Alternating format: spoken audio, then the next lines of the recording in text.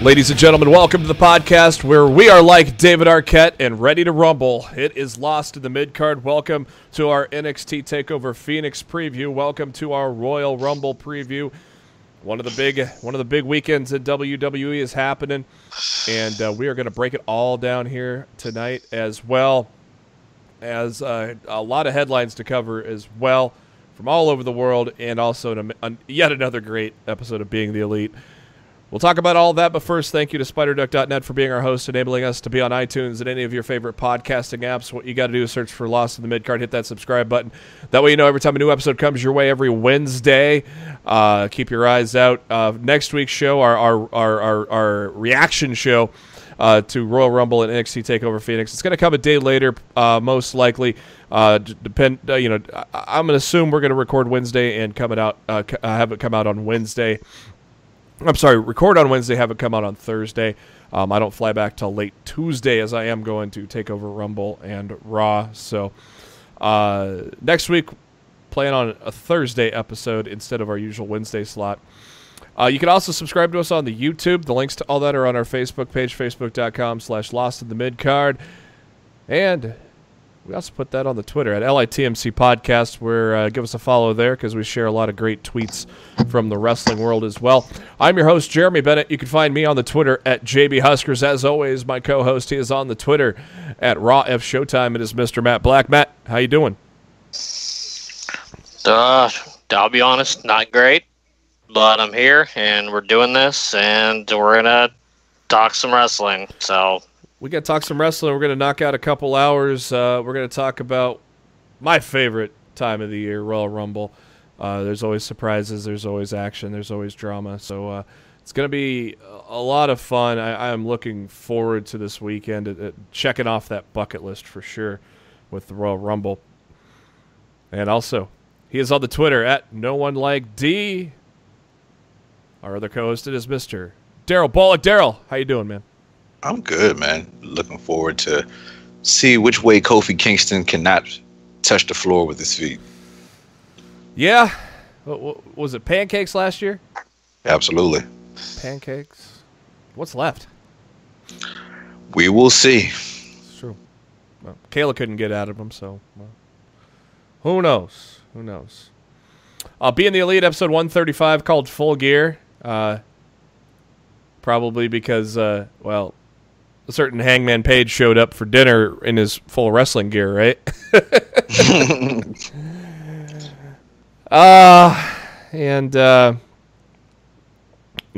Bucks were wondering why he was dressed in his full wrestling gear, and so was Cody, and he goes, well, just because Pac showed up in his gear doesn't mean that you can.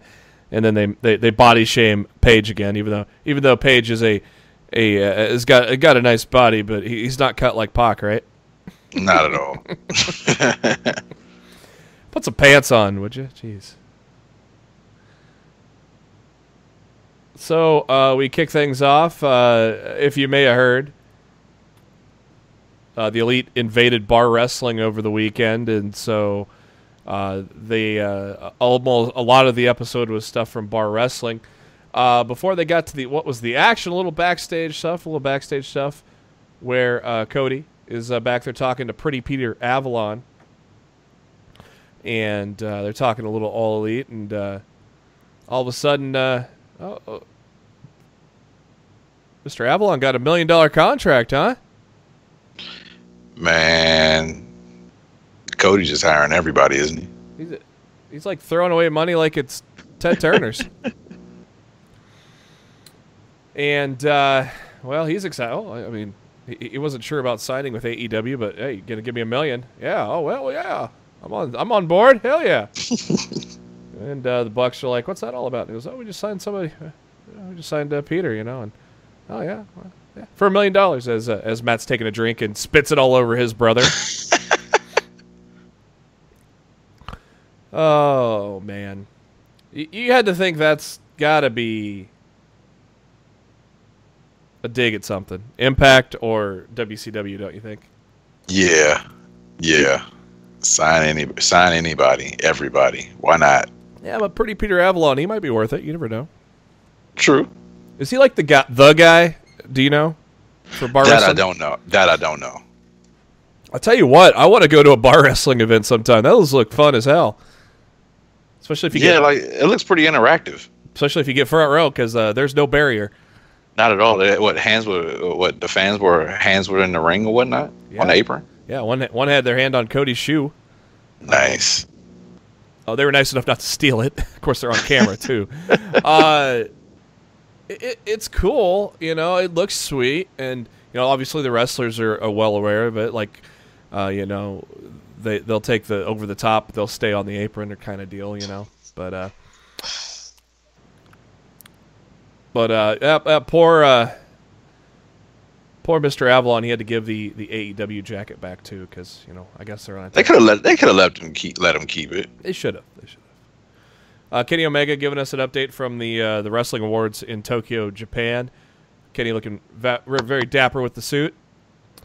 Giving us an update, talking about how I believe he won Best Bout with Okada again, if I'm not mistaken. Yep. There was another award he was talking about that he didn't quite win. I can't remember what it was, but he's basically this is basically kind of his sayonara from Japan, isn't it? Yeah, he still can't find his phone. Yeah. So he's recording. He's recording this little segment for being the elite on a different cell phone. And yeah, I don't know where is that red iPhone at? Probably still sitting outside the bushes outside the Tokyo Dome. Somebody better pick that up, man. Clock's ticking on it, isn't it?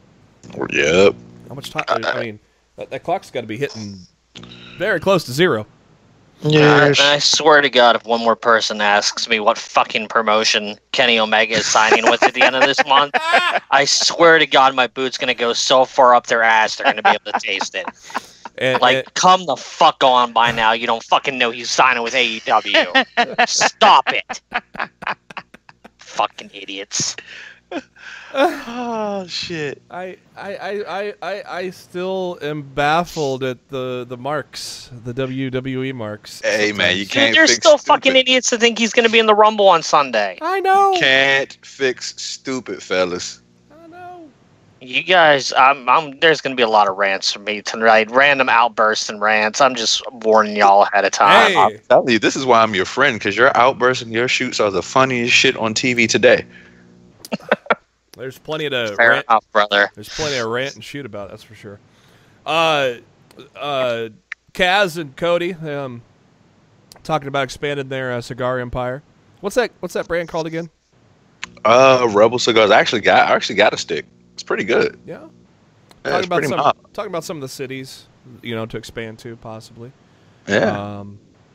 And Cody has a friend he wants to introduce. It's MJF.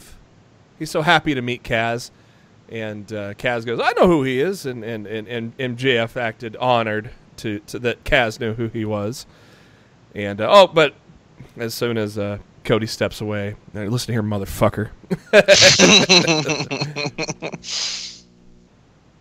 I'm already liking MJF on being the elite already. It's dope. Yeah, he's grown on me already just in 2 episodes. Yeah, Matt and I watched a little MLW once it started getting off the ground on beIN Sports, and that's where I was first introduced to MJF. So and then of course we saw him at All In, and I just knew that there was kind of a Miz type of thing with him. There's kind of an EC3. Yeah. There's kind of an EC3 type of thing with him, but obviously throughout just his short career, he's kind of found his own, and he'll continue to find his own in AEW. So, and another great segment with with that, and MJF. I can't remember what he said to Kaz, but I do remember Kaz saying, "What a fucking asshole." I kind of like it. This is what an asshole. I love him. Yeah, I know. So good. Well, Joey Janela, he's still on the shelf, so he's trying to find some ways to entertain. And well, football didn't work out last week, did it? Not at all. So how about magic? You know, he could turn that fan into a hat. He did pretty good there. I think an 8-year-old kid could do that, though. He turned his wand into a snake. Oh, but they started playing with fire. Oops. I guess Janela's not ready for magic either, is he? Not at all. That was Hogan Warrior Halloween Havoc bad. Mm-hmm. We cut to bar wrestling. I don't know the guy in the ring. Big guy named Watts, though. He was getting ready to. It looks like he had a one-on-one with Scorpio Sky when Joey Ryan makes the save from a chair shot, and Watts knocks Joey Ryan out, and lo and behold, who comes in to make the save? Hangman Page. And I would assume the bar wrestling guys probably had no idea the elite was going to be crashing the party, huh? They couldn't have known, could they? Why wouldn't they know? I don't know. They looked pretty happy though when Hangman showed up and took the boots to Watts, and lo and behold, Joey Ryan makes Watts touch his dick, and with the other hand, Watts has to touch Hangman's dick, and they double dick Watts over. I think a double dick chant was started in the bar wrestling thing, and lo and behold, they have shook hands and made amends after a nice little flashback of all the history on being the elite between Joey Ryan and Hangman Page. They're buddies now, so there's that. Well, that wasn't all though, because a couple of guys that I'm not familiar with attacked. It looks like a tag team in its own attacked Hangman and Joey. When lo and behold, here comes Cody Rhodes, and the bar goes wild. They gang up on Cody, but he gets the upper hand. Nice little spear by Brandy.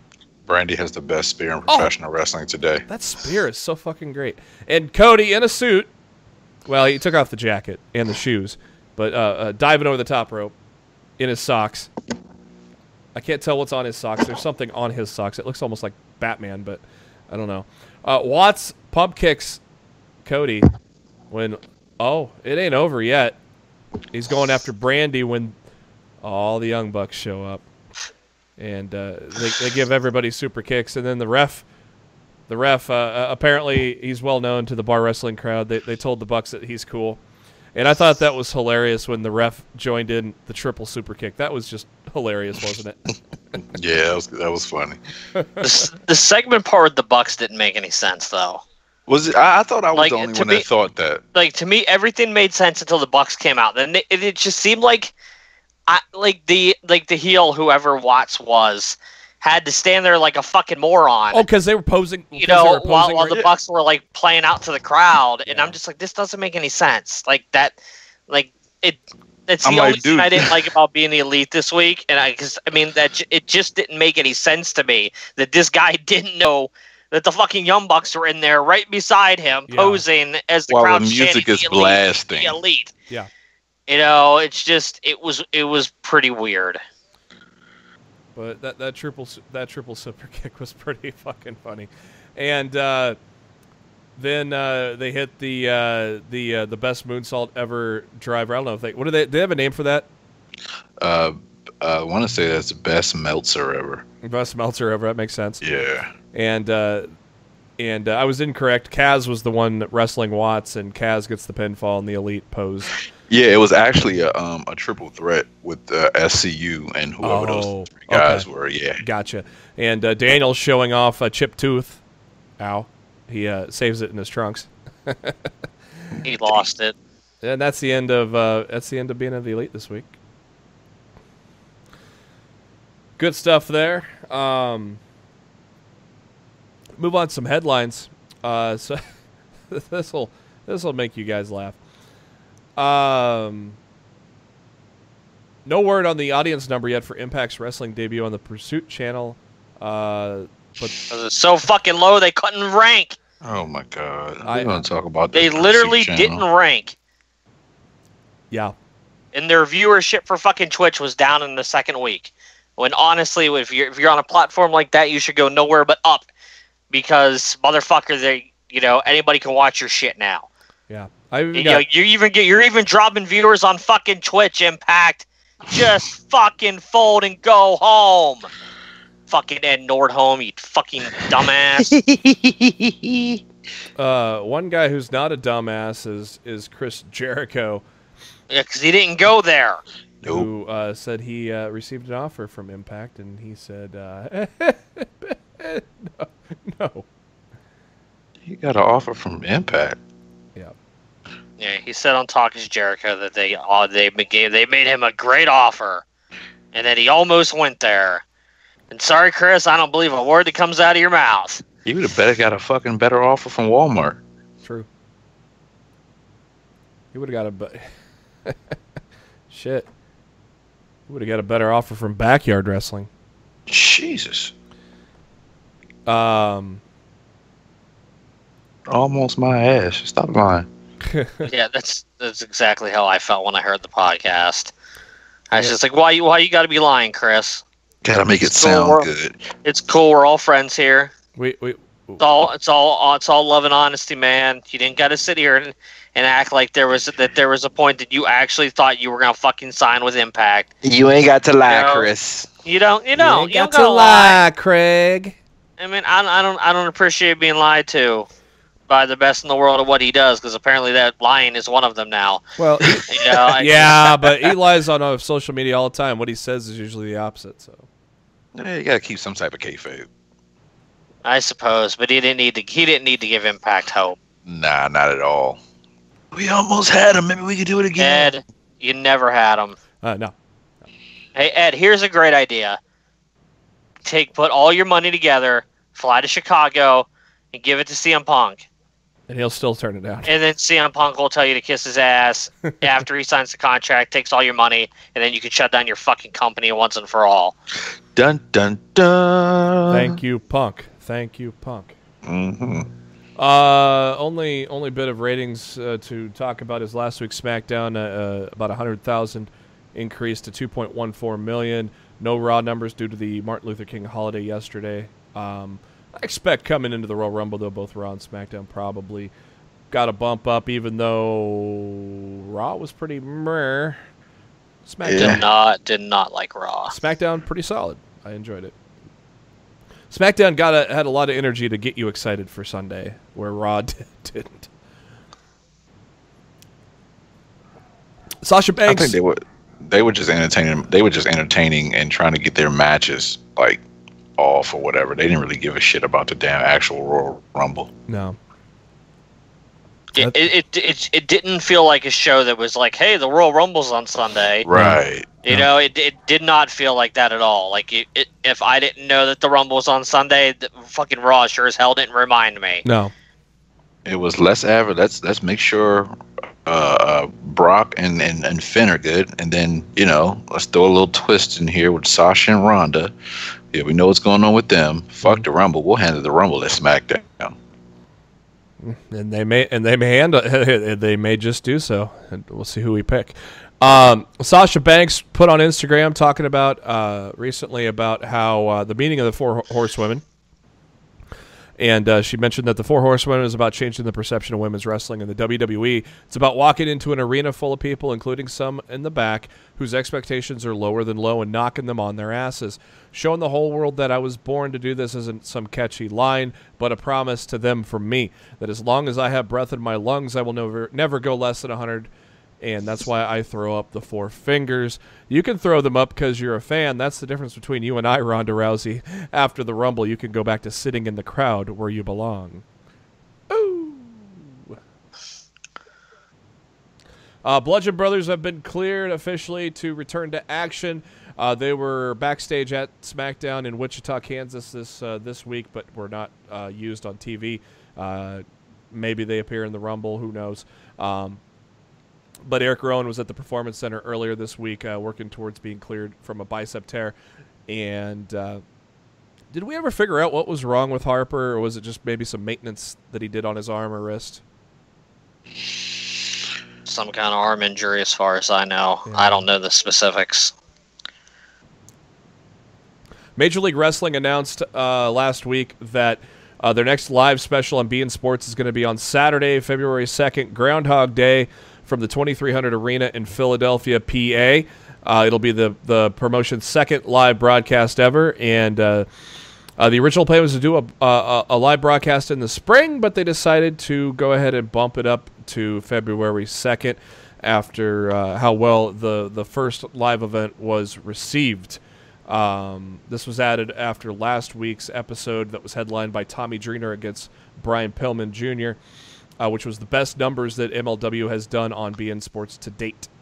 The special will be 60 minutes long, and the main event will be the Undefeated Heart Foundation challenging Pentagon Jr. and Ray Phoenix for the tag titles.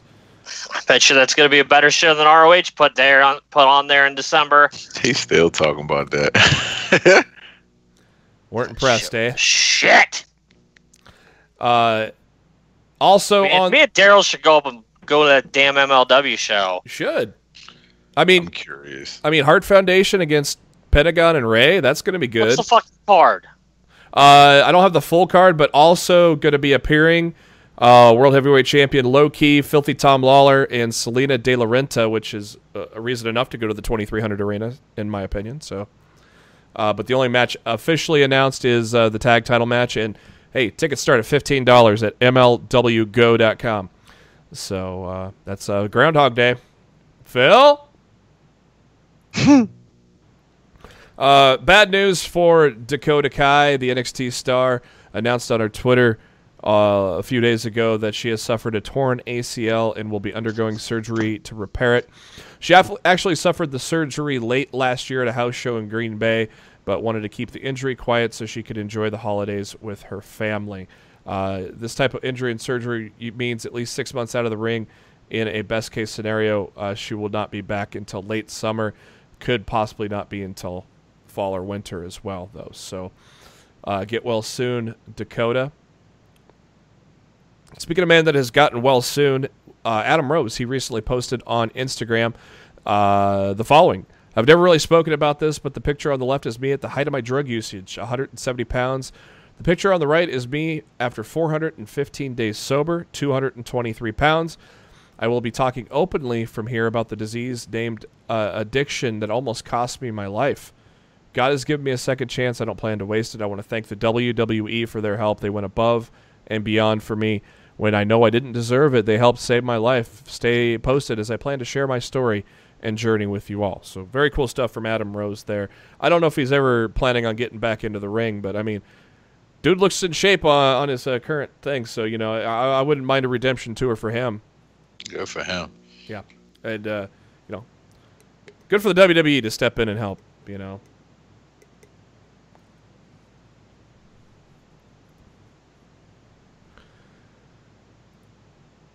I was going to talk about the Elite invading Bar Wrestling. Little did I know that was most of being the Elite this week. So, I've got the card, dude. I don't know how you don't have the card. I'm looking at the card. I was just looking at the press release. That was all the press release. All the press release had was the tag titles. That they need to do better than that. Mm-hmm. You need to run down your fucking card, morons. Mm-hmm. Come on, MLW, motherfuckers. Who you got? We got Low Key versus Filthy Tom Lawler for the MLW Championship. You've got the tag title match, like you mentioned already. You got Aerostar versus Ray Hours. You've got Ace Romero against Simon Gotch. You have Tommy Dreamer and a mystery partner versus Brian Pillman Jr. and a mystery partner. It's in Philly. Who knows who you're going to get out of that? Mm-hmm. You got Puma King versus Gringo Loco. You have Mance Warner's MLW debut. Plus Ace Austin, Conan, Ricky Martinez, Myron Reed, MJF, DJZ, and more. Nice. They must be doing a taping on top of that then. Yeah, it's a taping, and they're doing the live thing, and they're taping TV. Yeah, man, you guys should go if it's doable for you guys. I couldn't even go because that's the same day I come back from Charlotte for that New Japan show. Yeah. And I bet you this will be the better show. Oh, please don't start that shit with me. I'm just saying, have you found out if any of your motherfuckers you want to see are even going to be there yet? We went down that road. We went down that road last week. I went online and actually checked, New Japan, and they have the card for Sapporo and Osaka, which every motherfucking wrestler that I want to see is going to be there in Japan, but they don't have a card for Charlotte, Nashville, nor LA.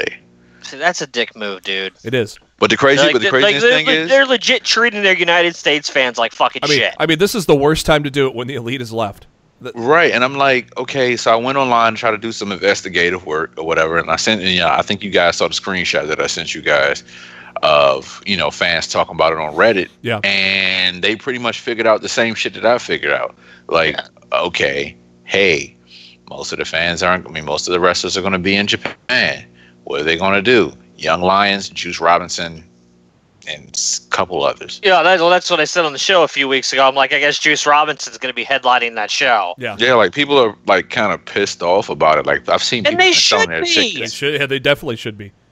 Look, if you're freaking bringing your brand to the United States, people are expecting to see your fucking stars. Yeah, Okada. They're not expecting to see the young lions, and no offense to Juice Robinson, but that's not the person people are paying for to see headline your fucking show. Mm-hmm. People are buying your tickets in good faith to see Tanahashi, Okada, people like that. You're not gonna get the Bullet Club. You're not gonna get Naito, you're not going to get anybody. Like, what the fuck? Yeah, not at all, dude. Like one person. Honestly, if I would have been going, Darryl, and it's the show that I'm anticipating you're going to, I would never give my money to New Japan again. Yeah, I'd feel I've been slapped in my fucking face. What was the latest thing I found out was that somebody said, well, they're not even televising none of the 3 U.S. shows. So that tells you a lot. It's such a dick move, though. You would think at the worst time to pull one. Mean, I don't get it because most companies, whether it be ROH, whether it be WWE, whether it be AEW, I don't give a fuck where the fuck you are. You have to headline each show with at least 2 to 3 big names. Let me tell you this. Let me ask you a question. Do you think that New Japan thought they could retain the Elite, and that is why they jumped into this U.S. territory? Fuck no. They knew they were going to be gone. Okay. But even beyond the Elite, I was like, okay, my thought process is, okay. Oh, you still have plenty to be excited about. Right. You know what I mean? Like, I've never seen Naito wrestle. I've never seen Tama Tonga. I've never seen Okada. And you still and you still ain't gonna. Nope. Not at all. Not one bit. Lots of rumors, especially with All Elite Wrestling firing up. Lots of rumors coming down recently, and Mike Johnson of PW Insider had a lengthy talk about some of the main names that have come up here recently. He said in no particular order. First off, he talked about Dolph Ziggler. A lot of talk about that Ziggler's been done with the WWE after turning it down an offer to become a producer. His last appearance was in the steel cage match against McIntyre last month on Raw. He's removed the Dolph Ziggler name from social media, and he's on a comedy tour very soon. He's not been on the road with the WWE in recent weeks. As of today, which would have been January 17th, sources claim that he remains under a WWE deal, and others are pointing to January 31st as an exit date. Whether that turns out to be the case, we'll see. Ziggler's coy with PW Insider last August when asked about if he had signed a new deal, commenting, "I guess you'll have to see Sunday or Monday, but I've also heard that my deal's been coming up. I've also heard several different contracts that I signed that I haven't signed, so I'm giving you a comment. I've been doing some great work and looking forward to doing what I do on Sunday and Monday. We'll see what direction we're heading afterwards, so time will tell with Ziggler." What do you think? Do you think, part of me thinks he's the company man that's going to re-sign, but I don't know. Maybe with this AEW thing, maybe he jumps ship and says, hey, Jericho's here. I would love to be here too. I don't know. What do you guys think? He's part of that clique of guys. Yeah. With Impact, Johnny Impact, Cody, Miz, Ryder. They're all like super tight, and they always talk about the banana boat fantasy in the NBA about all those guys getting together and playing for the same team. Yeah. Don't tell me for 1 second these guys have not all sat around at some point in the last couple of years and said, how cool could it be? We were all back under the same roof, and in the same wrestling promotion again. And not get a shit on at the same time. And you know what? In the next 3 to 4 years, once contracts roll out and stuff like that, I would not be surprised if that happens. Darryl, I think I figured out what's going on with your New Japan show. What's that? I think ROH is going to fill up most of your show. I heard rumors of Jeff Cobb being on there, so I could see that. ROH's last date is January 26th. They're not on the road again until the 9th of February. And if ROH is so buddy-buddy with New Japan, you think they'd let their talent fill out those shows. So I would not be the slightest bit surprised. Still doesn't soften the blow, though. No, it doesn't soften the blow. You said that they are on. You said they are on their last date on the road this month is what? The 26th in San Antonio, Texas. 26th San Antonio. Is that a TV taping or is that that's just highlights? It's a house show. Okay. And they're not back on. They're not back on doing TV tapings until the 9th of February. And then 17th anniversary is March 5th. Yeah. Okay, so they're recording for that. So yeah, I wouldn't be surprised because Jeff Cobb, I heard, was supposed to be on the show. God knows who else is there. I bet you that's what's going to happen. Makes sense. Yeah. It makes sense now. It does make sense. Going to heavily rely on their Ring of Honor relationship right now to pad those shows those 3 days when ROH isn't on the road. If that was the case, I should have went to go pay to see Ring of Honor. Yeah, no, you already did. I'm not saying it's right, but when I was thinking about it after we moved on the subject, I'm like, you know what? Let me go look at Ring of Honor's tour schedule. Yeah. And to me that just makes sense. I think that's what you're going to get. I think you're going to get a lot of Ring of Honor talent there because hell, Juice Robinson is an ROH talent right now. Right. It made me think though, because they did say something about meet and greets, and I'm like, okay, if there's supposed to be young lions there, who the fuck do we know that's a young lion that we want to meet and or greet?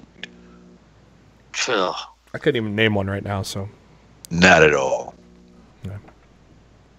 It's not a good look. No. For that company at all. No.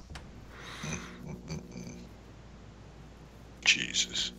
Next up on the list for rumored releases, departures, whatnot. Goldust, obviously, Cody's his brother. PW Insider has not been able to substantiate any rumors that Dustin Rhodes has asked for his release. That's all I had to say about that. Mike Kanellis, there's been sources that have said that he's been requested his release from WWE, but was denied 3 weeks ago. He was last seen at January 9th on 205 Live. They don't even use him on 205 Live, which is ridiculous. There's belief amongst a lot of the wrestlers that Kanellis wants to return to Ring of Honor, but they have not granted his release either. Same goes for Maria, as she's basically just tied with Mike at that point. The Revival, Sean Ross Sapp of Fightful.com reported there was fear within the WWE that the Revival were trying to get out of their deals with the company. They cannot confirm any fear.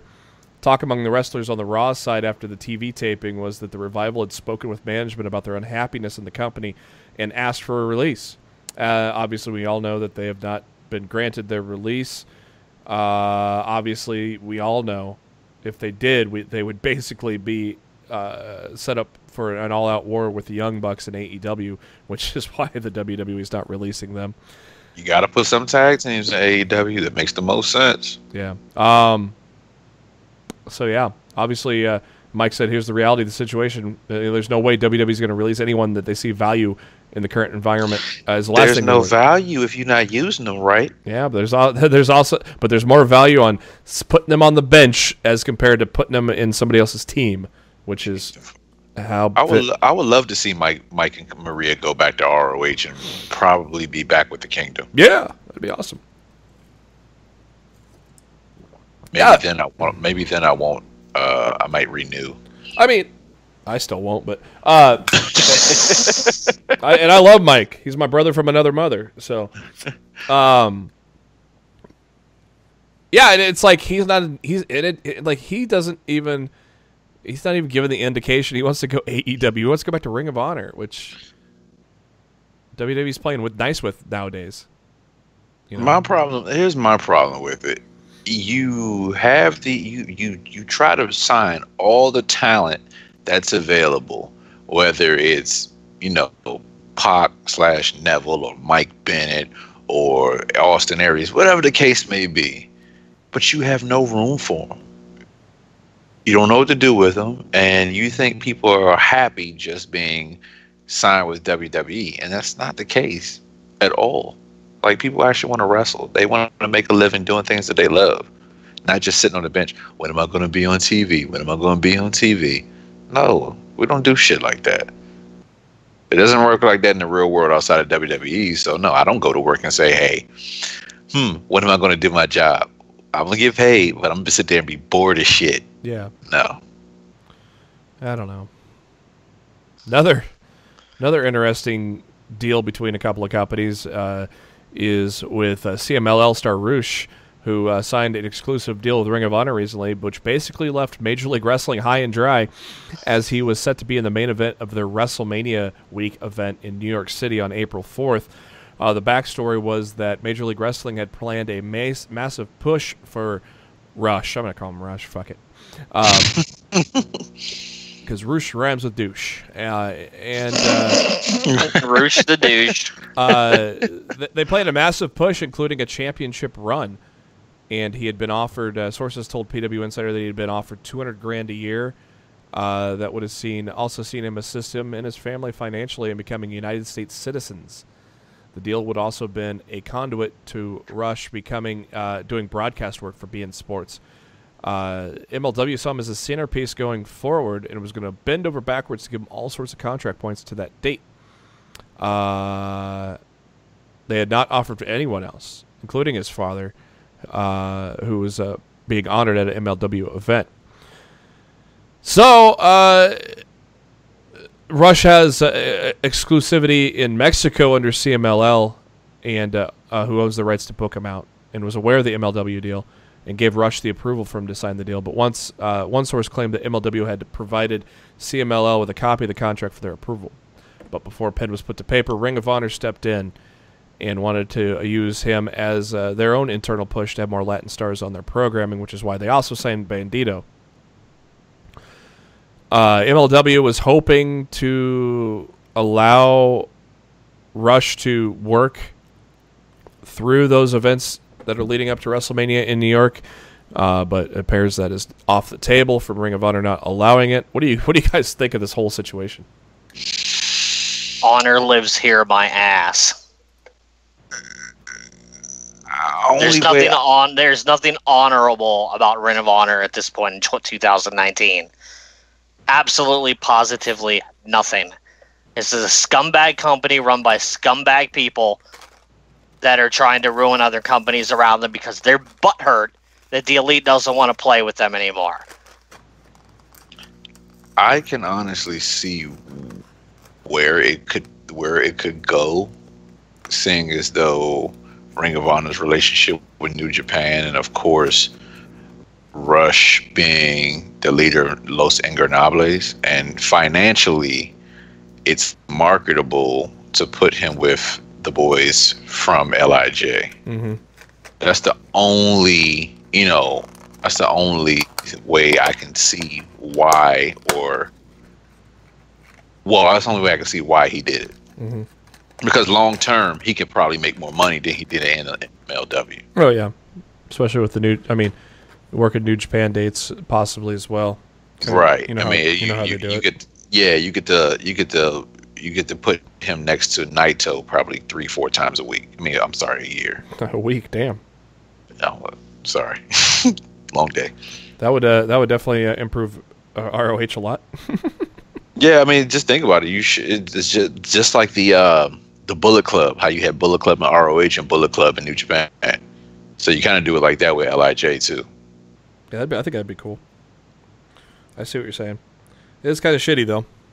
For yes, MLW. that was fucked up. I think MLW. MLW is in good shape right now though, so I think they could recover from something like this. And plus, you still have a little over 2 months until. I mean, it's still a dick move and it sucks, but at least you have a couple months to recover, figure out what you can do, who you can move up into that spot, and probably because whoever moves into that spot's probably taking the title from Low Key in New York. I'm thinking Low Key probably keeps it all the way up until then. So, well, it's a chance for somebody else to step up. That's the good news about all that. For you WWE 2K19 players that are trying to win $1 million, the $1 million challenge is wrapping up. The deadline is 11:59:59 Eastern, Thursday, January 31st. For those in order to enter into the contest, you have to beat the in-game $1 million tower, submit a winning promotional video that shows why you would beat AJ Styles in WWE 2K19. Make it to the semifinal round of competition and beat 3 other semifinalists. And as the finalist, you compete 1-on-1 with the phenomenal one. If you defeat him, you'll win $1 million. Do you think AJ lays down for that? Fuck no. He's a gamer, so. He's a real game. He's a true gamer. Many appearances on Up, Up, Down, Down. Many heartbreaking losses to Seth Rollins and Madden in the Madden tournament. Matt, what are your thoughts on 2K19 this far out? I mean, I have not had time to play it, to be honest, so I have not given it the time I want it to. But, I'm hoping eventually I can dig into it, maybe around Mania season. But what are your kind of thoughts? Are you still positive on everything, or is it kind of turned into the same old, yeah, it got boring?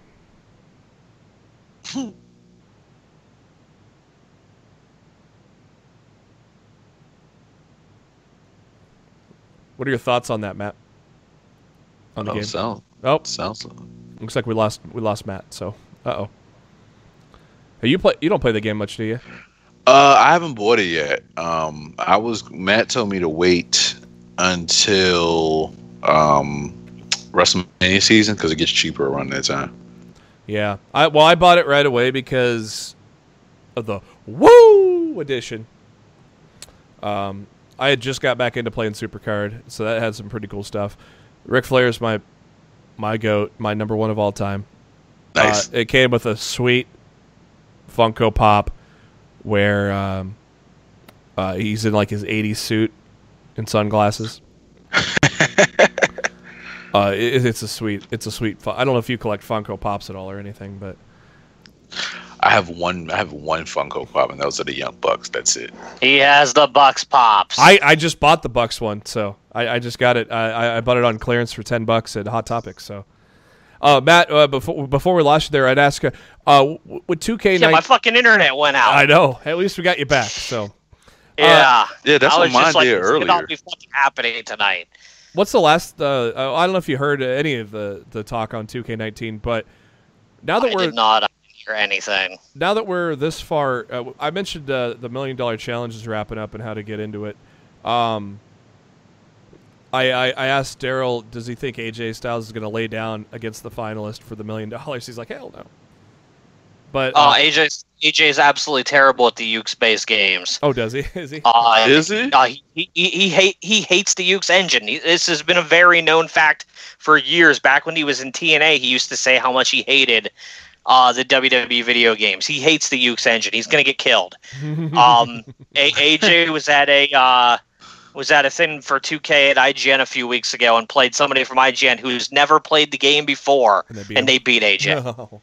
Yeah, so AJ, yeah, the finals is going to be a joke. Whoever gets, because the $1 million challenge was no joke, but the only reason I didn't do it myself is because it was void in Maryland, and I'm just like, if it's void in Maryland, I ain't gonna fucking play your stupid ass mode. Yeah. Because beating it means nothing to me if I can't have a shot at the $1 million. But yeah, Styles is terrible at the Ukes games. He's an Aki guy. He loved like the N64 games era. He's terrible. He's terrible at the Ukes games, and he doesn't like them either. So yeah, whoever gets to that finals is going to smash AJ into oblivion and win that money. It's not about AJ laying down. It's just about AJ not being good at the game, and he's going to get flattened. Because if you're good enough to get through the $1 million challenge, you're more than good enough to beat AJ. Yeah, they'll probably beat him in under a minute, to be perfectly honest. And plus, I mean, he's got to beat 2 other guys just to get to that moment too. So he's going to have some whoever faces him in the finals has already faced some stiff competition. Pretty much. My question to you, Matt, here was. Now that we're this deep into the cycle, are your thoughts still positive with 2K19, or is it still it got old real fast? I'll be perfectly honest with you, man. I didn't even finish my career until about 2 or 3 days ago. Yeah. It's it feels, the game itself feels more solid and polished than 2K18 for sure, but it doesn't have that factor that makes me want to keep on booting up the game every night to play it. I don't know what it's missing at this point, but like the fun factor that I felt in the games before 2K took over, it's not there anymore. Yeah. And honest to God, I couldn't even begin to tell you right now how to bring it back, because 2K19 did a lot of things right. And I definitely think it was their strongest. I think it was their strongest gameplay. Just their strongest overall effort since they got the rights of the game. Maybe they focus on. And I'm still just not. I used to play the THQ games every single day, like every single day. Like there wouldn't be a day that went by that I wouldn't, at least play a couple matches of those games. And now it just you're lucky if I boot up the 2K games once a week, if that. I don't know, like. And I can't even begin to tell you the reasoning why. It's not. It gets old. It doesn't have that fun factor that the THQ games had, and that's really really what it comes down to, I guess. Yeah, I mean that's the thing with 2K is it just the interest level burns out within a month, if that, and it's been less than a month the last couple of games, so. Speaking of 2K19, coming out this week was the Rising Stars DLC. If you've already got the Woo Edition or Digital Deluxe, that's already part of your package, as I did add it to my downloads, even though I haven't played 2K in forever. In this DLC, it comes with the hottest up-and-coming WWE, NXT, and 205 Live superstars. According to the press release, prove you're one tough cupcake with Candice LeRae. Join Team Kick with Dakota Kai and KO Kick your way to victory. Keep it classy and deal with the nasties, playing as Lacey Evans. Be the man of the hour and dominate as Leo Rush. Take on all challengers with Cruiserweight Mike Kanellis. Yeah, he hasn't been on the damn show forever. As he requested his release. I know. Do what it takes to win with First Lady Maria Kanellis, First Lady of WWE Maria Kanellis. Perform jaw-dropping feats with one and only Ricochet. If you don't have the big editions that came out at release, you can get the DLC for $9.99, as it just came out on today, Tuesday. As always, one of the cool pieces of the WWE Network is their Hidden Gym section, and they have been adding and they continue to add some great stuff this week. From AWA in 1984, an over-the-top challenge between Dusty Rhodes, Abdullah the Butcher, Bruiser Brody, and 17 other men. This is a 20-man battle royal, just in time for the Royal Rumble. How about that? It's like they planned it. Before War Raiders, Hanson took on a guy named Brian Black in a Raw Dark match in 2005. I did not even realize Hanson had a dark match with the WWE back then. I did know that Tommaso Ciampa had a match on Velocity back in the day, and interestingly enough, Velocity from 2005, Ciampa and Hanson try to make a name for themselves on this episode. This is all it says. Tommaso Ciampa and Hanson of the Royal Raiders look to make a name for themselves on this episode of Velocity. I'm guessing they probably got fed to the Big Show. Wouldn't be surprised. And the OVW debut of Tommaso Ciampa as he takes on a gentleman in a rarely seen bout from 2007. So I always love that Hidden Gem section, and the fact that they add to it is phenomenal. Humberto Carrillo made his debut last week on 205 Live. Of course, you've seen him tag with Raul Mendoza and NXT recently. He is now added to the 205 Live roster for the Worlds Collide tournament at Access.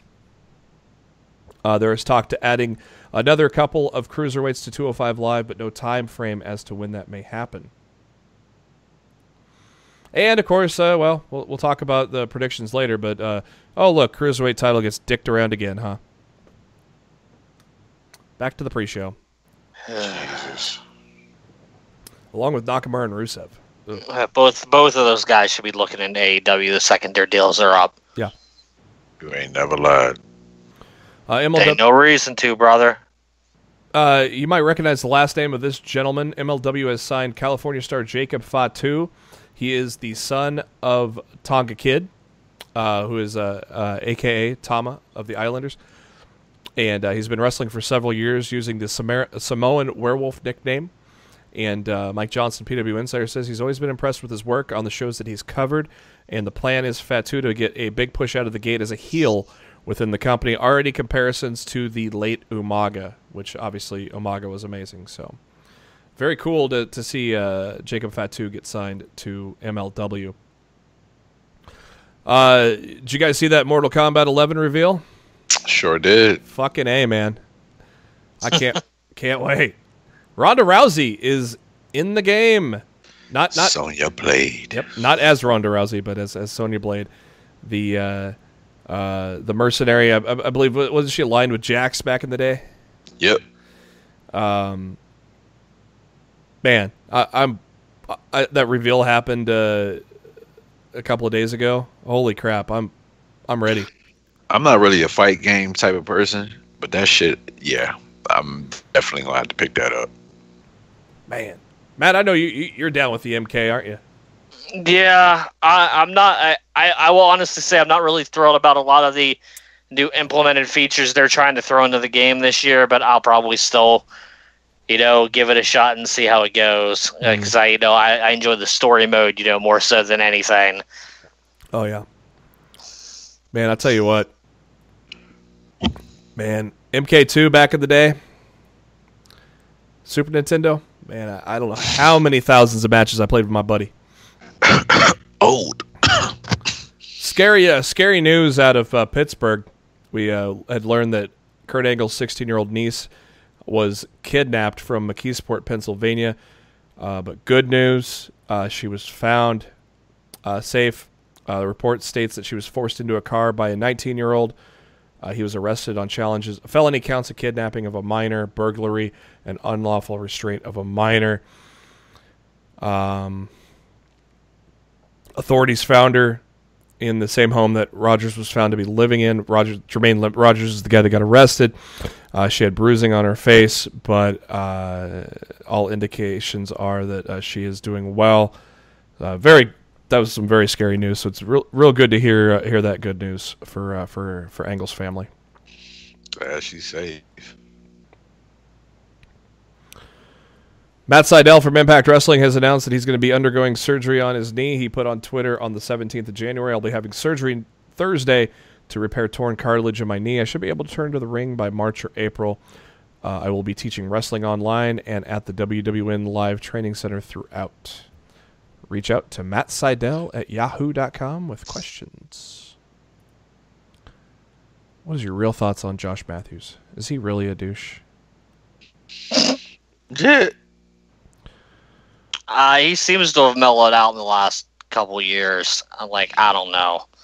That's good. But he was definitely in douche mode for a very long period of time, and he kind of says that it was just because he was bitter about being let go by WWE, which I can kind of get that. But look, you went to Impact and you found your wife, so and life kind of worked out for you, all right, Josh. I don't think you ain't got a whole lot to be bitter about nowadays. And that wife is pretty amazing. So.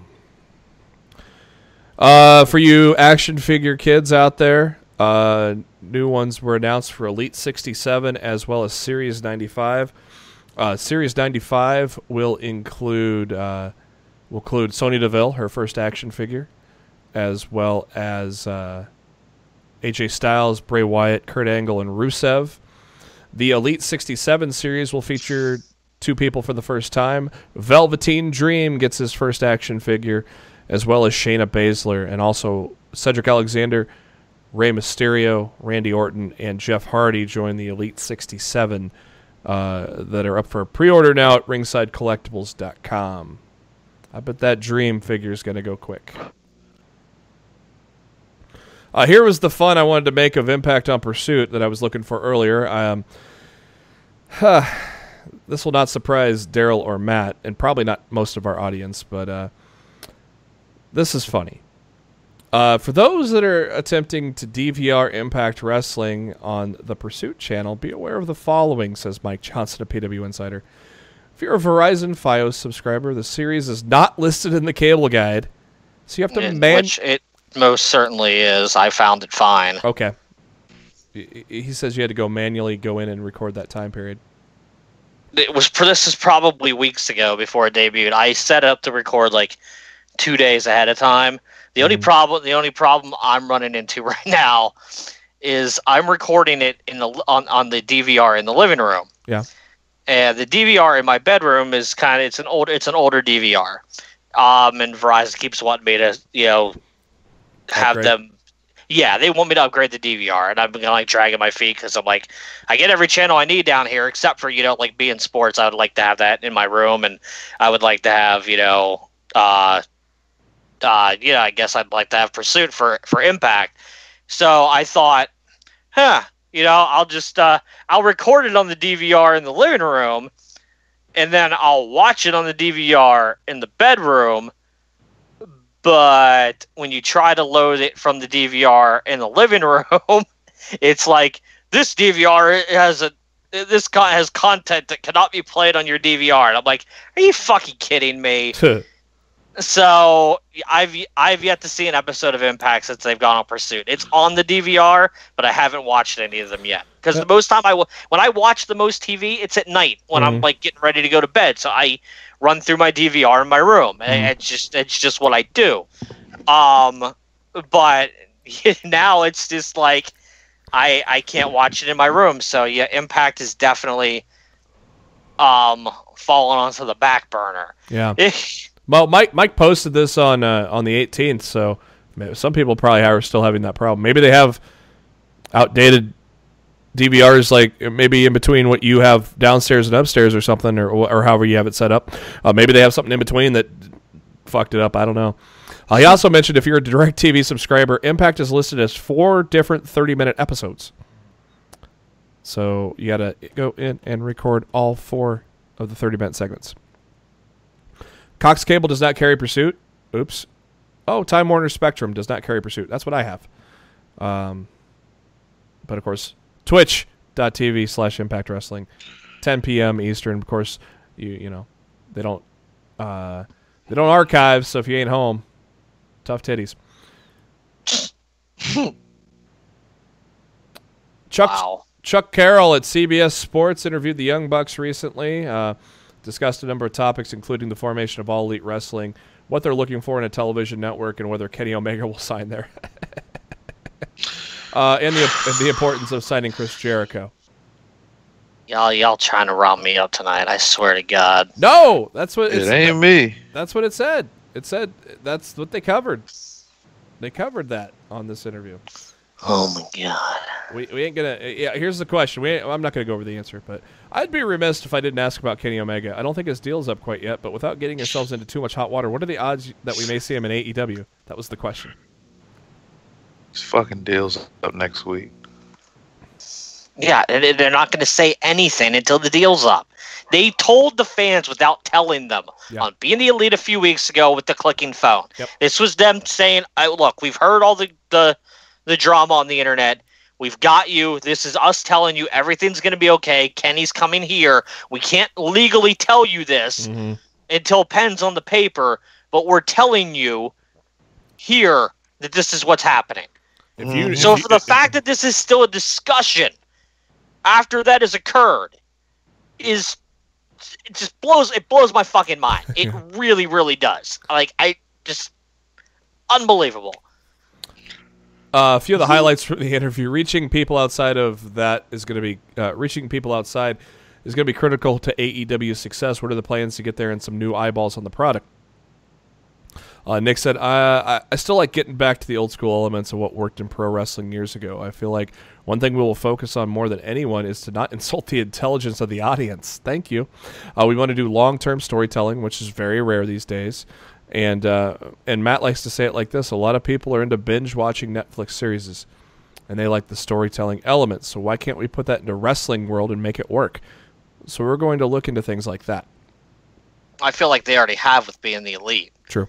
I feel like that's the appeal of that show to begin with. Is their long-telling, storytelling elements that they bring you and make you come back, and watch and look forward to every single week. I mean, Exhibit A, which I really wish WWE could do that. Yeah, I mean, Exhibit A, Joey Ryan and Hangman Page. Mm-hmm. Matt said that we have to get on TV on a network that supports us. That's how you get eyeballs on your show. Everybody still watches television. I don't care what anybody says. It's very important. Also, you hear wrestling fans complain about storylines. Sometimes there's plot holes. I want to do bits on the show that carry over week to week to week to week. I want to pay off every single thing. I want to tie up every loose end. I want to really pay off the viewer. I want them to watch and then feel rewarded at the end of the storyline. Thank you. You see why we're excited. Matt and Darryl and myself. You see why we're so fucking hyped. Yep. Next question. What is the timetable for getting AEW on TV? It's been reported that you guys are looking at a live 2-hour show once a week and talking to a couple of networks. What can you tell us as far as when we can expect to see you guys on some network? Matt says it's really one of those things. It's an ongoing thing. I can't really comment much, but we're excited and we're expecting something big. Nick said, I can say this. We're looking into all possibilities of trying to get it somewhere. If we don't get a TV deal, why can't we be the first wrestling promotion to successfully do something streaming or something like that? We're looking at all outlets that are given to us, so we're excited about the possibility of things that we could get. So it should be something good. And if you listen to our show or watch, we definitely feel like there's something big. So, and finally, a lot has been made of the offers you received to go to the WWE or stay in New Japan or Ring of Honor. I spoke with Ring of Honor General Manager Greg Gilliland last year and asked him about plans for you, Cody, Hangman Page. He told me that they were going to make an aggressive attempt to re-sign you. How aggressive was that attempt and how difficult was it to turn down? I'm taking a knee on the first sentence that Nick says here, guys. Get ready. For a company of their size, I guess you could consider it aggressive. Oh! Ow! Suck on that cough. Holy fuck, that's a super kick. You know what? After they treated me on my last night at the company, I'd be bitter too. Yep. That sentence was awesome. But Matt and I felt like we had peaked at that company money-wise. And let's be honest, if we would stay there, we would never be able to retire and help our families out. So we were looking at this window which we have, which is not long in professional wrestling, and we were like, I think we need to make a change because we want to retire one day, and staying there, we would honestly wouldn't be able to do so. And Matt said, I think that before it could really Matt said, and I think that before it could get really aggressive, we had already made the decision that we were leaving no matter what. We didn't know where we would end up. We just knew it was time to leave. I didn't know if it meant going to the WWE. I didn't know if it meant just going and just being competitors again with this new project. But that could happen hypothetically. There was just too many choices, and we just told them we have to get to next year so we can at least look and see what the landscape truly looks like. All we wanted to gauge was our street value, and because we had never really looked before, we didn't know what we were worth. And we know in our hearts what we are worth, but until someone actually tells you, this is the number that I think you're worth, you just don't know. So, all in, I think, did All In open, do you think All In opened the door to Tony, or did Tony already have his sights? What do you think? I think it opened the door. He probably just wanted to see what they can do by themselves. Like an audition, pretty Is my money worth investing into something that's going to be prevalent? Which was put on a great fucking show. Yep. It would have sold me. I mean, if I was on him, like, oh shit, let me see what these guys can do. Oh, okay. Here's a blank check. Have fun with it. God. I mean, we've already said it many times this year already, but man, it's just so exciting right now. So exciting. I mean, Vince is already shaking his boots, making people turn their AEW shirts inside out. So, WWE SmackDown star Ty Dillinger, he's been out of action since October due to a hand injury. He is set to return very soon. Mike Johnson, PW Insider, says that Dillinger is expected to return to the road within the next several weeks. And recently, Dillinger celebrated his 17th anniversary of the first time he stepped into a wrestling ring. Lots of guys getting ready to come back, so it's also going to be an exciting time for the WWE as long as they do something with these guys. But, of course, coming back soon, Sin Cara, Fandango, Kevin Owens, Sami Zayn, and the Bludgeon Brothers. Maria Kanellis recently addressed the rumors of her wanting to leave the WWE. She said she wasn't going to address this, but she's getting calls and emails about it. She did not ask for her release. Speculation and rumors are running rampant. Doesn't mean my husband didn't. Word to your mother. It's a game. I've been in the professional wrestling game for 15 years. What I do in front of the camera will only be a small part of the full story, but I have a relationship with fans, talent, producers, and their families. She goes on to kind of go into depth on all that and says, I don't need to stir up shit. I don't need to put others down. She did that enough when she was not with the company. True. That's very true. Whoever's leaking. I honest to God, really shocked they ever hired her back after all the shit she did.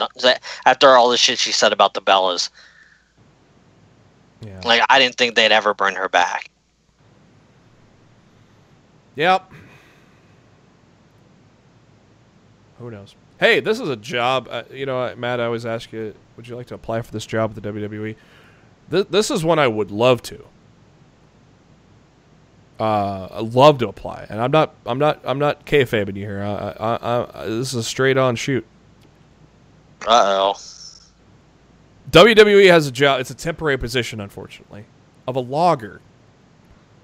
WWE is looking for passionate fans to be part of a logging project. The logger will be responsible for watching WWE content, recognizing key attributes that should be tagged within their programming on the WWE Network. Your key responsibilities will be to watch and log hours of WWE footage daily, utilize the strong product knowledge from the past 30 years of WWE, WCW, ECW, and other professional wrestling libraries, create a catalog of content, data entry of key moments in WWE programming, and provide consistent updates to manager and key stakeholders.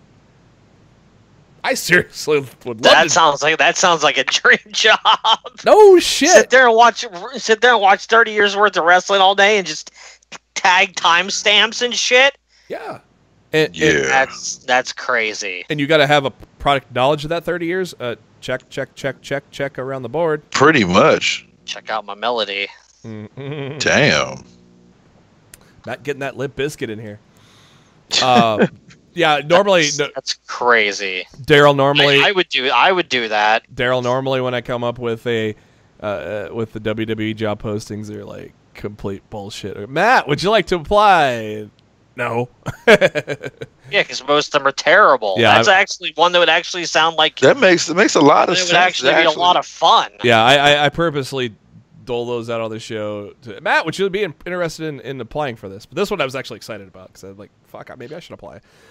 But it's temporary. I wish I would have saw that. I would apply for it. If I could work from home, yeah, the temporary thing, temporary thing scares me because, I'm not leaving a company I've been with for 15 years for a temp WWE job. Sorry. Oh, I would have did it. I would have did it at work at my full-time job. But what if you have to relocate? Fuck that. See? Another Hall of Famer has entered the Pro Wrestling Tees store. Bret the Hitman Hart has about 6 different styles out there. They look pretty cool if you're a Hitman fan. So go check out some of those T-shirts on Pro Wrestling Tees. Also, get yourself an AEW shirt while you're at it. Might as well. Woo! Ric Flair, the Nature Boy, is going to be hosting a Super Bowl party in Atlanta, GA, where the Super Bowl is being held. A premium unlimited bar, gourmet buffet, autograph and photo ops. I sign me up. Hard Rock Cafe in Atlanta, GA. Flair shouldn't be anywhere with an unlimited bar.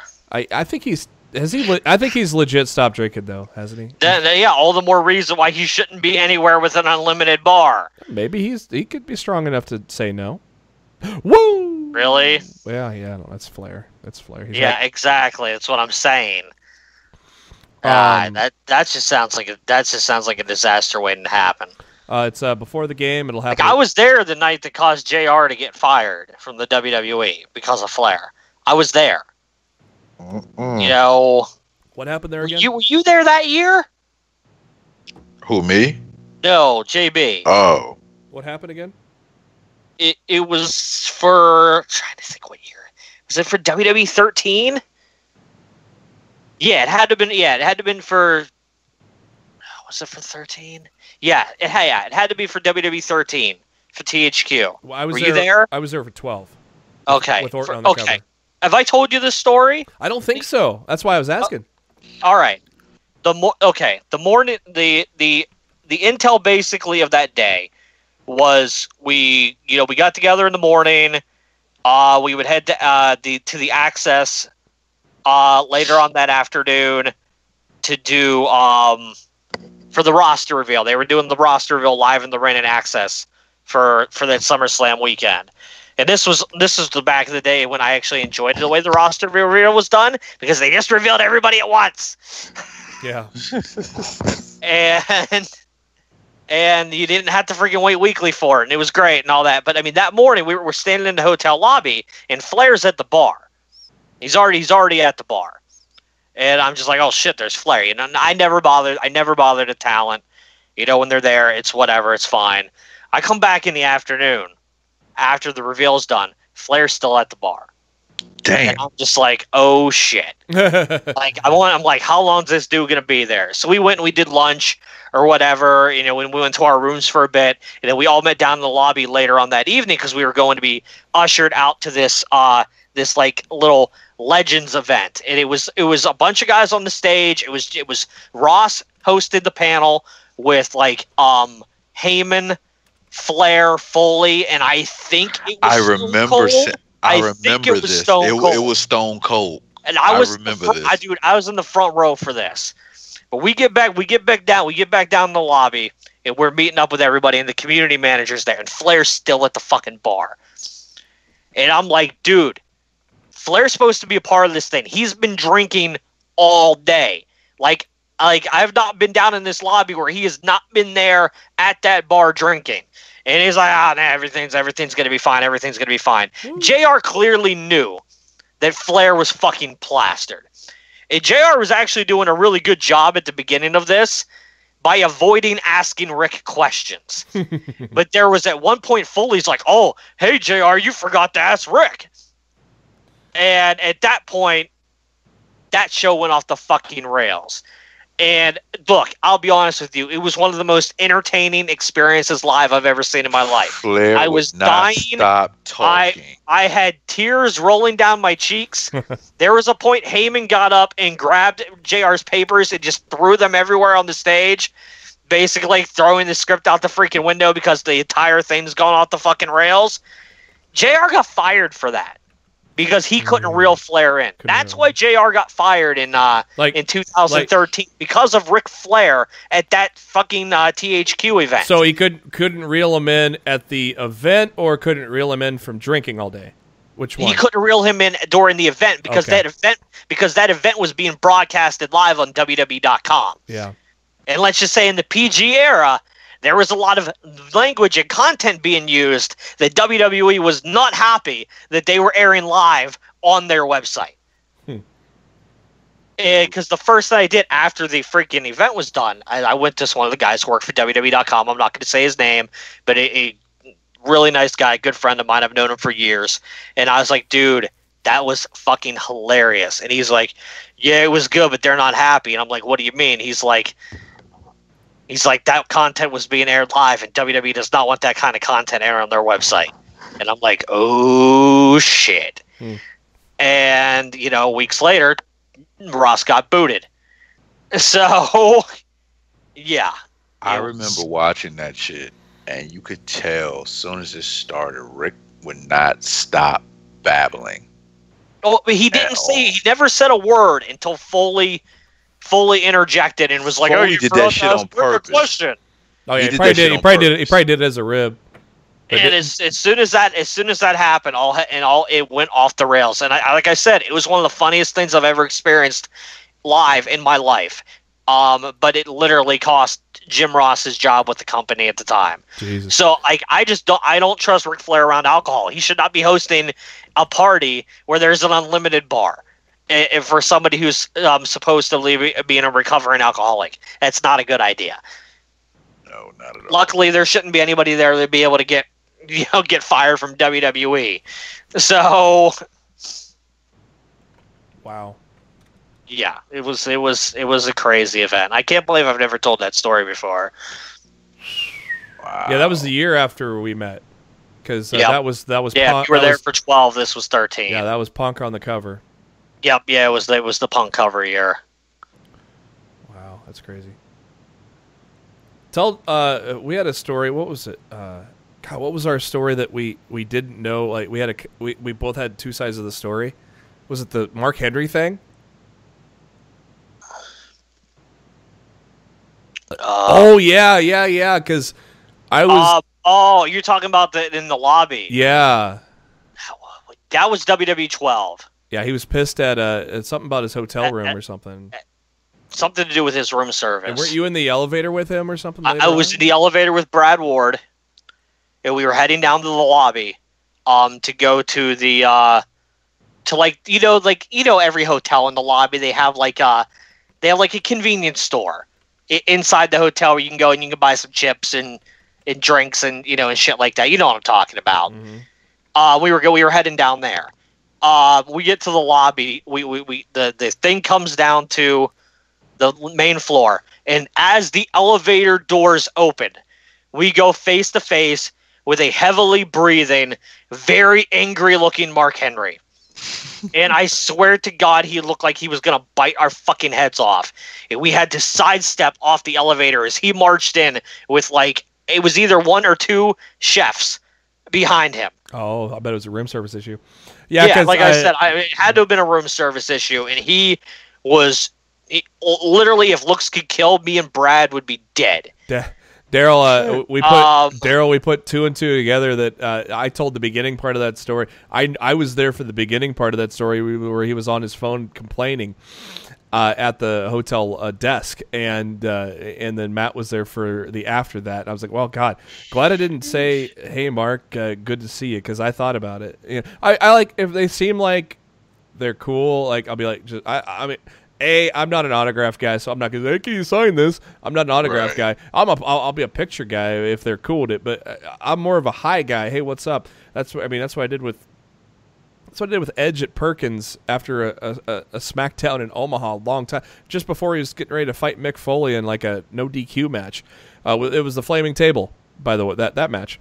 Okay. And people were coming up to Edge as he was eating with Rob Conway and Tyson Tomko, and people were coming up to him as he was eating, and I'm like, God, that's not cool. But at the end of the night, everybody's standing up. I kind of go over and say, hey man, you love what you do, and he's like, thanks man. Just kind of that was it. I didn't even ask for a picture. Well, because back then I didn't even have a smartphone back then. So yeah, Matt, you're a guy of my same heart. Like Matt, see me in action. I dap people up and just say, hey, what's up? Yeah.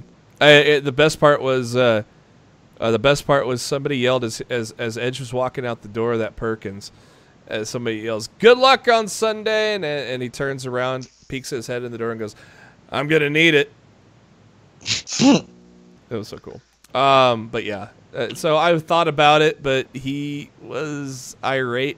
I didn't see him as irate as Matt saw him irate, but It was so funny because live on the podcast we put those stories together. It was crazy because we did. They must have really pissed him off because I've always known, not that I've met Mark Henry twice, and he's probably one of the coolest. Yeah, he's one of the coolest people you ever meet. Don't mess with his food.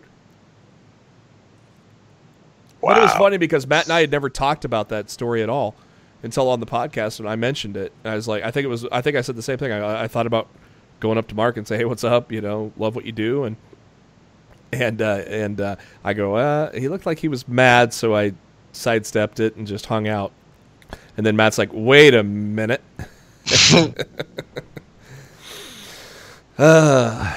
Memory lane. Velveteen Dream. We got a couple of things with Velveteen Dream, but first, before the big bombshell that he dropped out, one day Dream will wrestle John Cena and everyone will rejoice. Remember this tweet. That might happen sooner than later, don't you think? For what? I don't want anybody to wrestle John Cena. I need John Cena to just retire. Cena will put him over. Yeah. Not with that haircut. He's Mr. Movies now. WWE Network News is reporting that 34 episodes of WWF Superstars will be added to the network's vault area. It's already there. It came out on Monday. 34 episodes from 1992. So we get to relive our childhood, fellas. I know, man. This was all the WWE I had back then because I didn't watch Raw in '93. Well, obviously Raw wasn't there yet, but I didn't watch Raw really until 97, 98. So this was my WWE. That's why I was more NWA back then because I watched that a lot more. But basically every single WWE Superstars from April 18th, 92 down to December 5th, 92. Literally every week, all 34 weeks. So, Ric Flair, Savage, Sid Justice, Hulk Hogan, Ultimate Warrior, Natural Disasters, Big Boss Man, Papa Shango, Legion of Doom, the Mountie, Nails. Hey, wasn't that the guy that punched Vince or something? Did he? Nails punched Vince. Yeah, that's right. Yeah.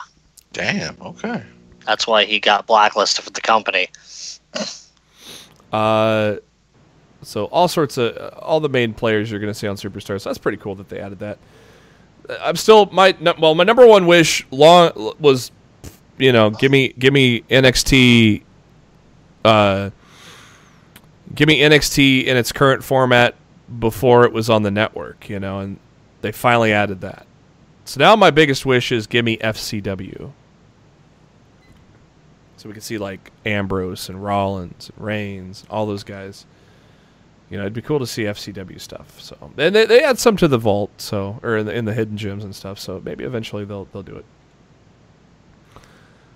Matt Hardy recently tweeted, said, "Thank you for continuing to make such delightful action figures for wrestling fans and my children to enjoy. Ringside Collectibles.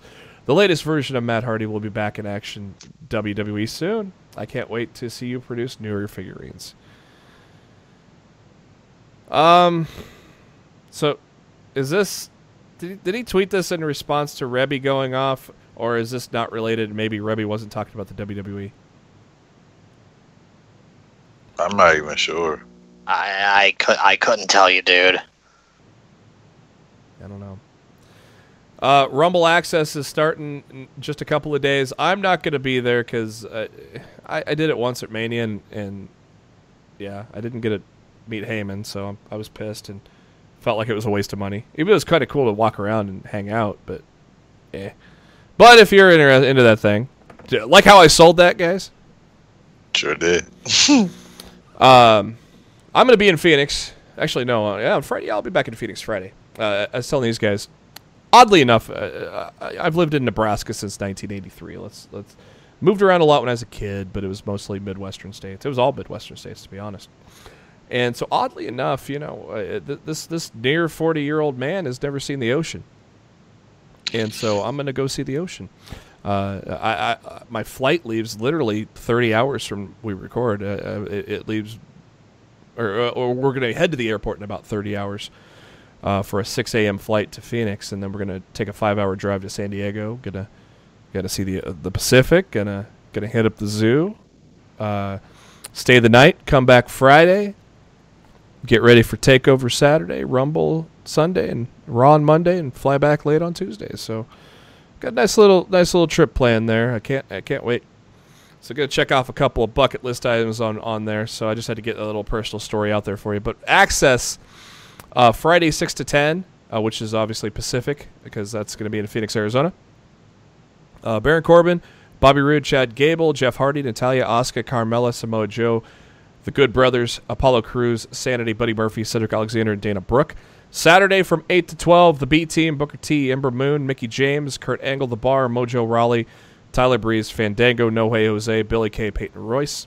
Saturday afternoon session, Alexa Bliss, AOP with Drake, Lana, Titus O'Neil, Jinder with the Singh Brothers, Nia Jax, Rusev, Revival, Pete Dunne, Alicia Fox, Naomi, Beth Phoenix, Corey Graves, TJP. I wonder how many people in Corey Graves' line is going to give him shit for Becky just putting him down. I would. Yeah, maybe not. I don't know. I don't know. I don't know if I'd be a dick to Corey. I like Corey, but he just does stupid shit. Matt's on board with me. Corey kind of is wearing out his welcome a little bit, but I just think he's overexposed. That's good. I don't think he needs to be on both shows. But he also, I think they could very easily just put him on one or the other, and I think it would be a whole lot more tolerable. Well, I'll tell you what. I will not be surprised if sometime this year that happens with Corey staying on Raw and Nigel McGuinness coming up to SmackDown. I can see that.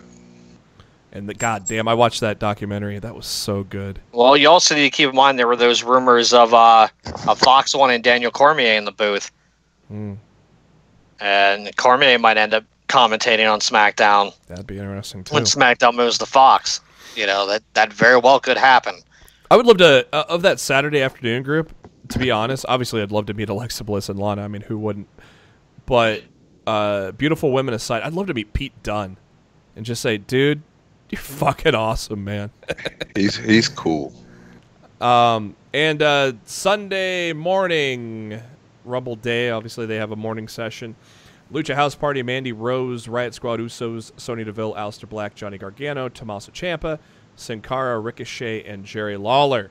So obviously a lot of NXT guys because those guys may not be working on Sunday, or are they? Dun, dun, dun.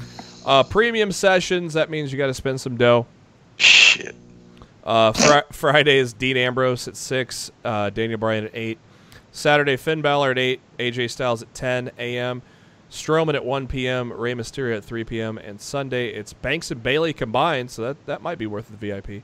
That's worth a VIP. At 8 a.m., and Seth Rollins at 10 a.m. That's probably already sold out. Yeah, they only get limited tickets for that. Yeah, good point. I would say if you're getting a combo with Bayley and Sasha, I bet you that's already sold out. One I can tell you that was already sold out because Becky Lynch said so. Becky Lynch Friday night. Yeah, she did. That got sold out in a hurry. Shinsuke Nakamura at 8 o'clock. Those are the VIP, but not premium VIP. I think they have a tier in between, right? Is that right? They usually have somebody. They go back to back. Yeah, because it says premium VIP sessions. They list them all the way Friday to Sunday. Then they list Friday, Saturday, Sunday, some other options. I don't know if they're premium, like middle premium, or not quite VIP. They did it like last 2 years at Mania, where you had like a $190 one, and then the other one was like $240 or something for different people. So in that realm, Becky Lynch on Friday night at 6, Shinsuke Nakamura at 8. Saturday, Lashley with Leo Rush together at 8 a.m. Elias at 10 a.m. Miz and Maurice at 1 p.m. and the New Day at 3 p.m. Sunday, Drew McIntyre at 8, Charlotte Flair at 10. Guess how much Becky Lynch's VIP is going for on StubHub? You can sell those on StubHub? You can. I'm gonna. It's just like a ticket. I'm gonna go. I'm gonna go $550. $550? Nah, lower. Oh, lower. Okay. Matt, you got a guess? $300. How much is it regularly? Did they list the price? This wasn't premium VIP. This was the other VIP. So I would assume probably in the 150 to 180 range. 199. Oh, maybe it was cheaper than that then. Well, it's Rumble access too, so maybe those prices are lower. For VIP. Yeah, probably lower than WrestleMania. Yeah.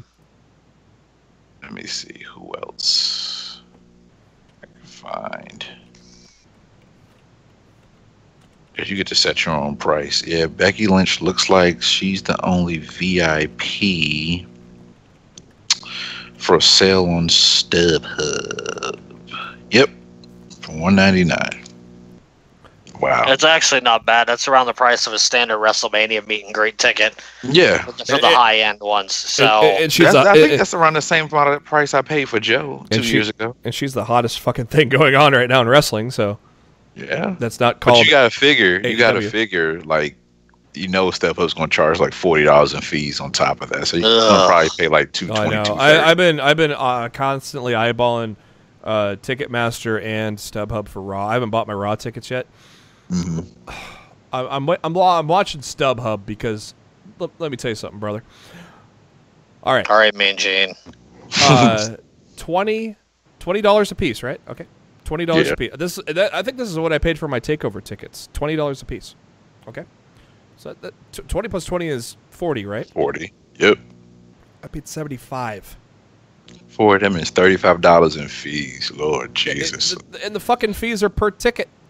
Yeah, so that's what, $17 per ticket? Yeah. But I mean, still $75 for Takeover. Okay. I mean, I'm gonna be way in the back, but I was way in the back in Dallas and still had a good time. So, So right now, Raw is the same price on Ticketmaster, $20 a ticket, so it'd be about $75. StubHub was $36, and now it's $29, probably because Raw sucked. Maybe, I don't know. So I'm gonna keep an eye on it, see what happens, and then I'll make a. It's still the Raw. It's still the Rumble Raw. Like if it was Mania, then you would probably have to think about that one a little harder. Well, Mania, I had to basically get my fingers ready to make sure I got tickets for that one because both Matt and I were in attendance for that. That was cool because we saw the debut of Enzo and Cass. That the exit wasn't as glorious. Right now on StubHub, maybe I would say maybe Thursday might be the sweet spot. You know, people getting desperate, got to lower that price, get a little something. Mm-hmm. You know. Thursday, it's right between the TV and the actual. Right now, it's back up to $35 though. Oops. So maybe that's not bad. No, and the thing is on StubHub, I think the $35 ones. There's even some in the lower bowl. Yeah, there's some in the lower bowl for $33. Damn. Where the $20 Ticketmaster ones were. Like obstructed view, I think basically the Titantron's in the way kind of thing. So 2 tickets at $33 each on StubHub comes out to be $87.93. God damn. Bend me over with no loop. So yeah, well, I just did my taxes, so hopefully that hits sometime between now and then. But because apparently they're working still with no government, but I am. It happens. Yeah. Back on track. Dragon Lee MLW update. There's a bidding war to sign Dragon Lee from CMLL, but Mike Johnson at PW Insider said there's nothing to it. MLW was told they are free to continue to book CMLL associated talents after Rush Douche decided to sign with Ring of Honor. And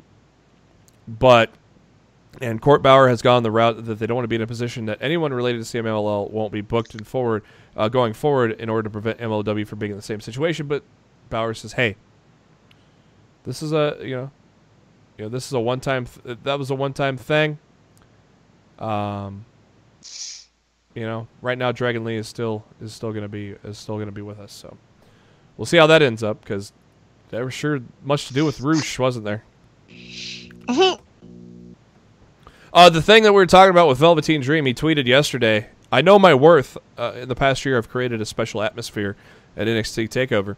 Until we can come to an agreement to what my worth actually is, there will not be any appearances or performances from the Velveteen Dream or my likeness. Thank you.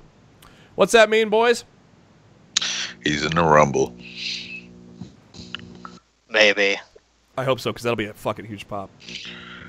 You know, you always gotta have one person from NXT that's they're on their way out. Yep. Yeah, I could totally see Dream in the main roster and hopefully on SmackDown. Because last year it was Andrade, and the year before that it was Ty Dillinger.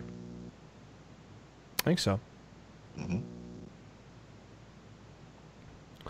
WWE selling a new Finn Balor shirt, BC4E. That would be Bullet Club forever. Will you stop? Mickey James decided to get into it with the man. She figured, hey, maybe that's the best way I can get on TV more. Of course, the man posted on Twitter, the man of the people, #ForeverChamp. And Mickey decided to say, oh, this whole man thing is so cute. The age of women's empowerment. Boo. I'm for one. I am, for one, I'm proud to be the woman because, after all, we've always been the dominant sex. Or have you forgotten that, Becky Lynch? Hanging out with your new bestie, Little Richard. I don't know what that meant exactly, but see you at the Rumble where Mickey's probably going to get her ass tossed out by Becky. Becky says not the first time she's come after the top star to further her career. Oh! Wow. But is Becky eligible for the Rumble? When she loses to Asuka, she will be. Well, you would think. They haven't clarified that yet.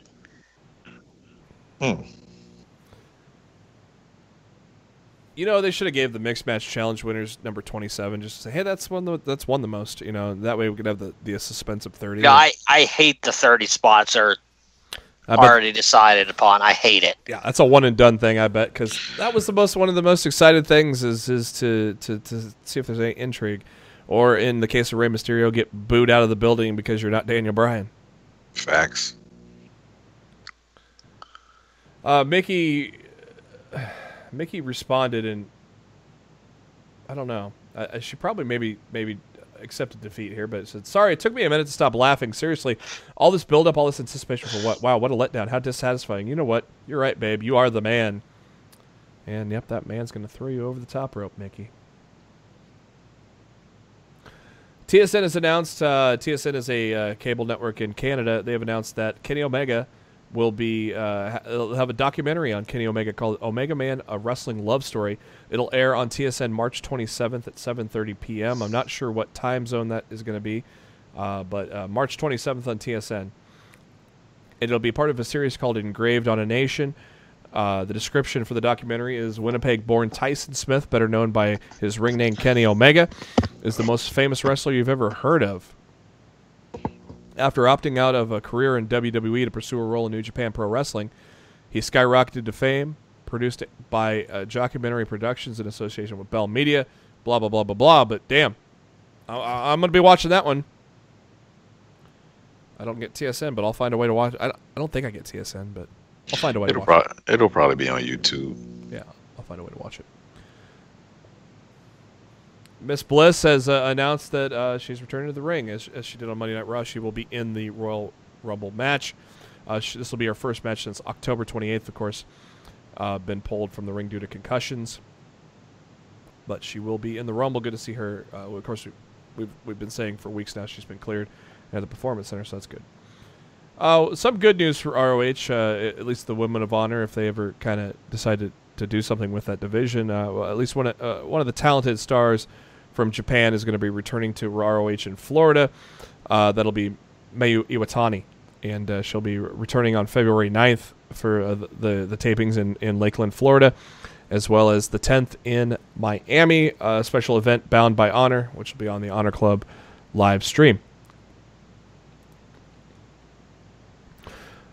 Hot Topic is testing All Elite Wrestling shirts in 140 locations, so if you're in those locations, fucking buy them to tell Hot Topic to sell AEW. My store is not in this list, damn it. Mine is. Mine too. Hey man, it's just the same store. Yes, sir. Hey man, let me know when you want to go up there next week. Hey man, can you get? Might be Wednesday. Can you get one let of them? me know. I will happily go with you if you'll take me with you. I work from home Wednesday, dude. It's all good. Can you nice. Can you get one of them Hot Topic discounts and hook a brother up with a 3X AEW logo? Certainly. I'm not a fan of the animal shirts though. What did I say the other day? Only ones I like are Hangman's and Cody's. That's it. I feel weird still wearing a Hangman what is that? Are you a Milwaukee Bucks fan? No. Or wait, no, that's the pale. What? Who is it? That's the Young Bucks. I'm sorry. Yeah, and the horse. That's the young. Yeah, the Hangman. The Hangman. Well, that horse looks like pretty. Yeah, like Hangman has the horse, and then Cody has his dog on there. I like that. I like that because Pharaoh's badass, and Omega's got a cat. I'm not putting a cat on my shirt. Sorry, I love Omega, but no, brother. I'm allergic to cats. So am I. I like the Elite shirt though with the globe on it, and that would honestly probably be the main one that I would buy. I want out of all of them. I want the AEW logo though, number 1. But I want that hoodie. Number 2, I want AEW as Jericho. Well, those aren't going to be sold though, are they? Well, of course those aren't listed for Hot Topic. No, they're just doing strictly the Elite. Yeah, the Elite shirts. What this is a testing though for All Elite Wrestling. Is what they're going to be selling out fast as hell. You ain't got to tell me nothing. Yeah, that test will pass. But this is a test. You would surely think so. Yeah, Mike Johnson said this is a test to see the viability of sales for AEW. Which I will say this. How about you ask PW? How about you ask Pro Wrestling Tees how viable those sales are? When the Elite first starts, when the Young Bucks and the Bullet Club first started selling shit at Hot Topic, the Hot Topic that me and Matt go to, I went in there probably the second or third day after they announced they were going to have those shirts, and they were sold out. So with that being said, yes, they're going to sell out. Yeah, I'm not worried about that at all. I don't know how I feel about this, but as for now, it quote-unquote guest commentator. But WWE announced on today, actually, that starting with tonight's episode from Wichita, Kansas, Aiden English will join the broadcast team with Vic Joseph and Nigel McGuinness for 205 Live. They are calling it quote-unquote guest commentator. I'm calling it quote-unquote buried. Yeah. I'm calling it quote-unquote it's a tryout to figure out where the hell your ass going to go. It's buried. I mean, Aiden was doing so good for himself even before Rusev. He had those bright moments with Randy Orton. God, I mean, it's like drives me nuts how you've got a talent here that you can do something with, and now, Matt called it once the breakup happened. I mean, oh, dude, I told you I told you the writing was on the wall. Yeah. Well, English is only 31 though, so he has a hot wife though. I don't know his wife. It's Shaw Guerrero. Oh yeah, she's right. doing the ring announcing for a while. Yep. I forgot about that. Talk about a bad show. Yeah, oh yeah, Matt was telling me about that on Twitter. Yeah, I saw his tweets. Interesting. I was very disappointed. Like, the wrestling itself was solid, but the product, the way it portrays itself is straight out of a corny, 1980s, 1990s vibe, and it's not good. It's not good. Like misogynistic vibe or just corny? Corny. Okay, corny. So not heavily corny. Okay, so not setting women back to bra and panty day. No, but I think it could. I think it treats like women's wrestling is more of a joke than it should be. Okay. Is this on Twitter or anything? Or Twitter, YouTube, I mean? I have no idea. I recorded it because it's on Access TV. It's on right after New Japan Friday night. Yeah, I don't know if I get... Oh, I do. I think I do get access now because I think I bumped up my shit to make sure I got Red Zone. So, if you guys wear hats, I don't, but I have a big head anyways, and I don't like wearing hats. But if you wear ball caps, WWE has announced that they have a new partnership with New Era as their official sponsor, so you can expect Expect some WWE hats in the new era style coming pretty soon. 2 new signings with NXT, as reported this morning by Mike Johnson, PW Insider, announcing that Tag Team 3.0, who has been in Chikara, have signed NXT deals. So Big Magic and Scott Parker were announced by IWS as congrats for them on signing their deals. So looks like based on the picture that IWS used, they were a jobber tag team used in a previous NXT episode. MLW doing some work on the business side of things as well. They have landed a big sponsorship deal with GoDaddy, and they will be the sponsor of their upcoming events. Though I'll be honest, I've not seen a GoDaddy ad in forever though, so they've kind of disappeared in my book. But hey, I mean, it's still a corporation, you know. Anything to help out MLW. Sponsorships are sponsorships, man. Yep, I'm cool with it. And for anybody that, go ahead, Matt. I was just gonna say, no, I think it's a good thing for him. You know, I think it's cool. Very. For anybody that was really thinking John Cena was injured, no. Cena will not be in the Rumble due to his filming of Playing with Fire, which actually starts on February 4th. But yeah, better pull him out of that Royal Rumble. I don't like the WWE, the so-called new era might as well be called the bait and switch era. Because they put John Cena in the Rumble when they damn well knew he wasn't going to be in the Rumble. They advertised Braun versus Brock as the match when they damn well knew Braun wasn't going to work it. And, you know, they can hide behind their card subject to change bullshit, but, you know, at the end of the day, I think that's a shitty way to do business. And they need to be really careful about that going forward. Agreed. You'll, people will catch on very quickly if you keep doing it. So, Playing with Fire is Cena's going to play the lead role as a smoke jumper, a firefighter who parachutes into remote areas to battle fires. So, sounds cool. Oh, by the way, I watched. Oh yeah, sounds great. I watched Blockers. I watched Blockers. No, sarcasm, by the way. It sounds terrible. I think it'd be all right. By the way, I watched Blockers. Holy fuck, that movie was funny. John Cena was fucking funny in that movie. That was hilarious. That was like American Pie for me when American Pie came out when I was in college. So this is basically American Pie for me 20 years later, and I thought it was hilarious. You ever seen it, Matt? No, I've not. Dude, it's Matt, you got to check that movie out. John Cena is funny as fuck. John Cena made the movie. He did. He is so good. That's not, to me, that's not a ringing endorsement, guys. It's a good movie. It's a good movie. If you like Rotten Tomatoes, they gave it like an 84, so which is good. So it's a good movie.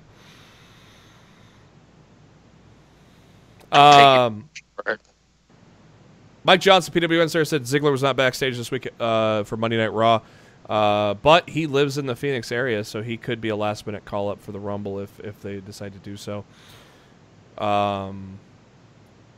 Sin Cara back at the Performance Center. There's been talk that linking him to Rey Mysterio when he returns to the SmackDown brand.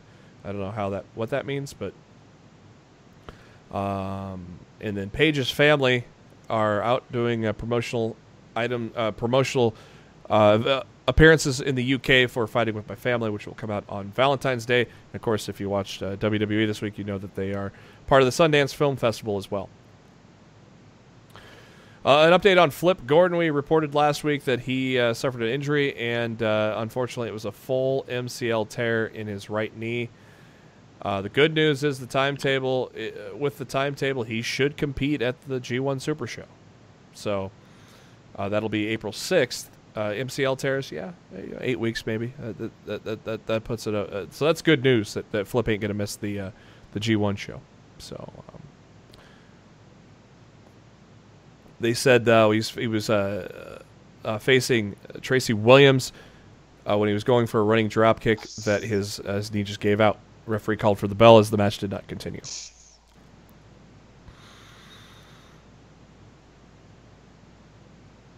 And to wrap up our Actually, not to quite wrap up our headlines, but getting there. XFL negotiating with 2 major broadcasters. The Sports Business Journal has reported that they're in deep discussions with Fox and ESPN for the league's return in 2020.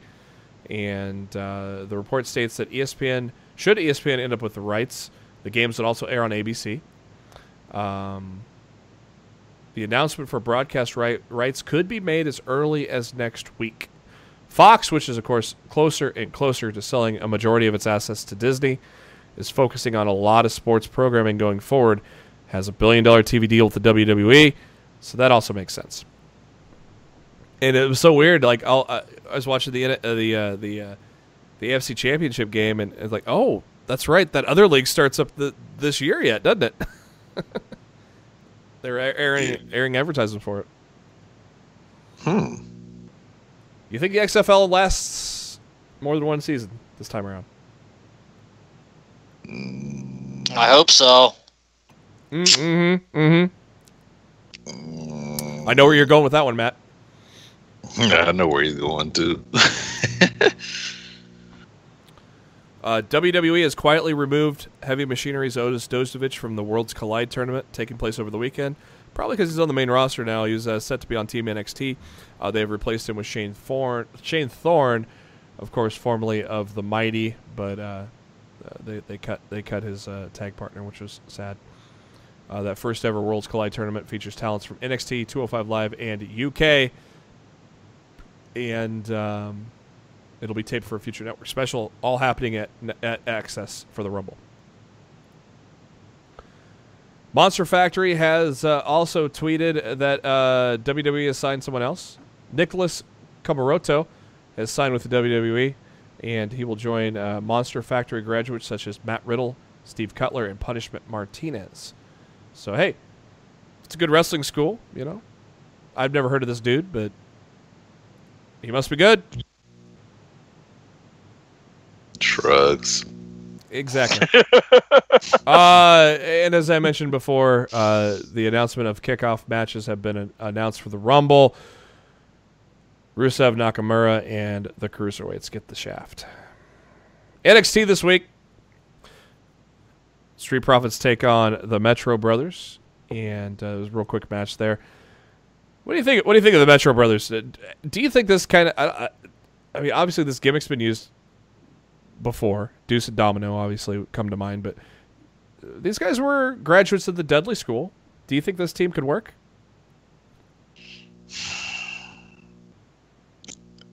I'm gonna tell you this. I feel like it could work at NXT at least, because they ain't gonna make it like Deuce and Domino and completely ridiculous. So I think this could work. It's a possibility. Will it work? I don't know. But, I mean, they graduated from the Dudley School, so we'll see. After the match, the Forgotten Sons attacked the Street Profits and the NXT crowd with a great chant of "We forget you." That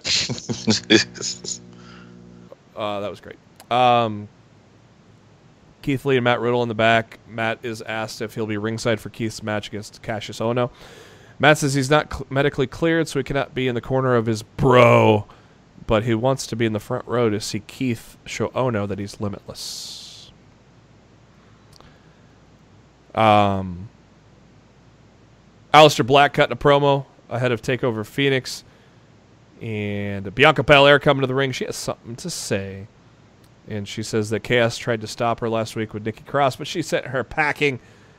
And Darryl, what is Bianca? Undefeated. Overrated. You're such a hater. Just speaking the truth. Hate is gonna hate. Bianca says she has 20/20 vision when it comes to that championship. And she sees Shayna, and you have your title and your horsewomen galloping behind you. You think you're the baddest, but the EST at NXT is walking out of Phoenix with that title because she is undefeated. Shayna comes out, interrupts with Marina. Not for much longer. And Jessamine. Hey, they're my two favorite wrestlers in NXT right now, so I don't give a shit who the hell wins. Shayna says, I don't see it. I see your records at the Performance Center. You're the fastest, you're the strongest, but you're not the smartest. You had half a brain. You don't understand. It doesn't matter how big and strong your arms are. I'm going to tear them off at TakeOver. And Bianca says the only thing these arms are going to be doing is holding that title over her head at TakeOver. And Shayna says, you're just like everybody else. You won't put your money where your mouth is and fight her. You're afraid. You're afraid that I'm going to break your arms. You're afraid I'm going to silence that hype. You're afraid that I'm going to change your vocabulary from undefeated to... Oh, you can say it, Darryl. Ray. No. I knew Darryl wasn't going to say it, so I was waiting for Matt to say it again, but Matt was clearly wanting Darryl to say it. I did. I wanted Darryl to say it. No, you weren't catching me with that bullshit. Hey, I'll tell you what, though, guys. That aside, I know, Matt, you said that you weren't excited for this heel versus heel matchup. I'm not. I like. Not even a little bit. I like this promo, though. I'm sure Darryl probably agree. I thought it was a good promo between the two ladies, though. It was a good promo between the two. Yeah. Like, you don't really know who to pick, but I'm just like, I'm in a win-win situation. Well, yeah. I know who to pick. Well, I know who to pick because it's obvious. Well, I know who to pick, but yeah, we got those predictions coming up very soon. Dominic Dijakovic, I said it right this time. Jesus, Vince is gonna be, yeah, you're just Dom.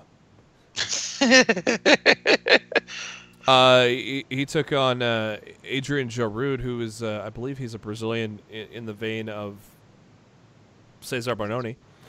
I'll tell you what, man. This was a pretty cool match. I mean, it wasn't long by any means, but I thought both men looked pretty good here. I was really impressed by both Dijak and Jarud here. Man, I really think this guy...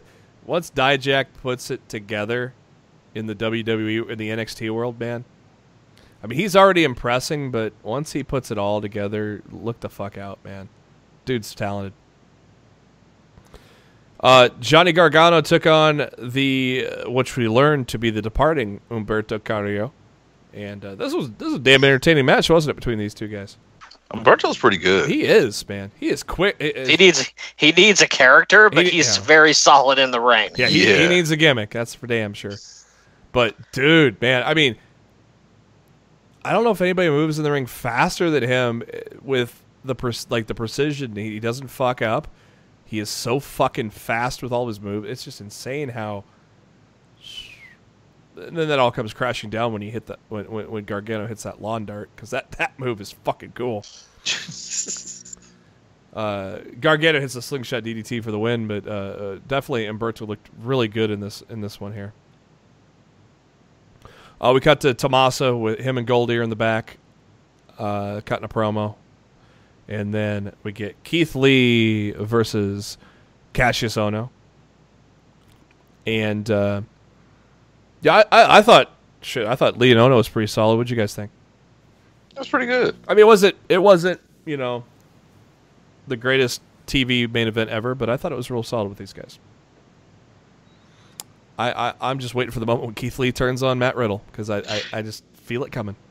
Oh, it's coming. I feel Keith. Well, they need to do something for Keith Lee, because that dude has not done anything since being down in NXT. Yeah, that babyface gimmick ain't getting much done.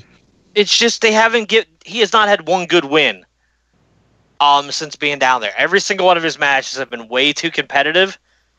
Mm-hmm. And it's just like, I know the guy's special. I've seen the guy work. I know he's good. Mm-hmm. But to me, he hasn't had one match down in NXT right now that makes me go, yeah, this guy, this guy's something special. And that's not a good start to his run down there.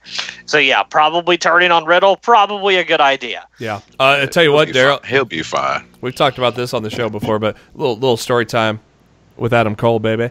Matt and I went to Supercard of Honor before this was in Dallas, so it wasn't a live deal because that didn't exist back then. So it was a 2-day event. We went to day 2. And in the dark match was Shane Taylor and Keith Lee. Mm-hmm. And like, whoa, I never heard of these guys before, but they're from Dallas, so obviously that's why they got the dark match. And there, I'm like, whoa, These big boys can go. And Keith Lee's probably one of the, if not the most athletic big man in wrestling today. Legitimately. Shane Taylor has a lot of pounds, let's just say that, and he can do some stuff that it's like. Mm-hmm.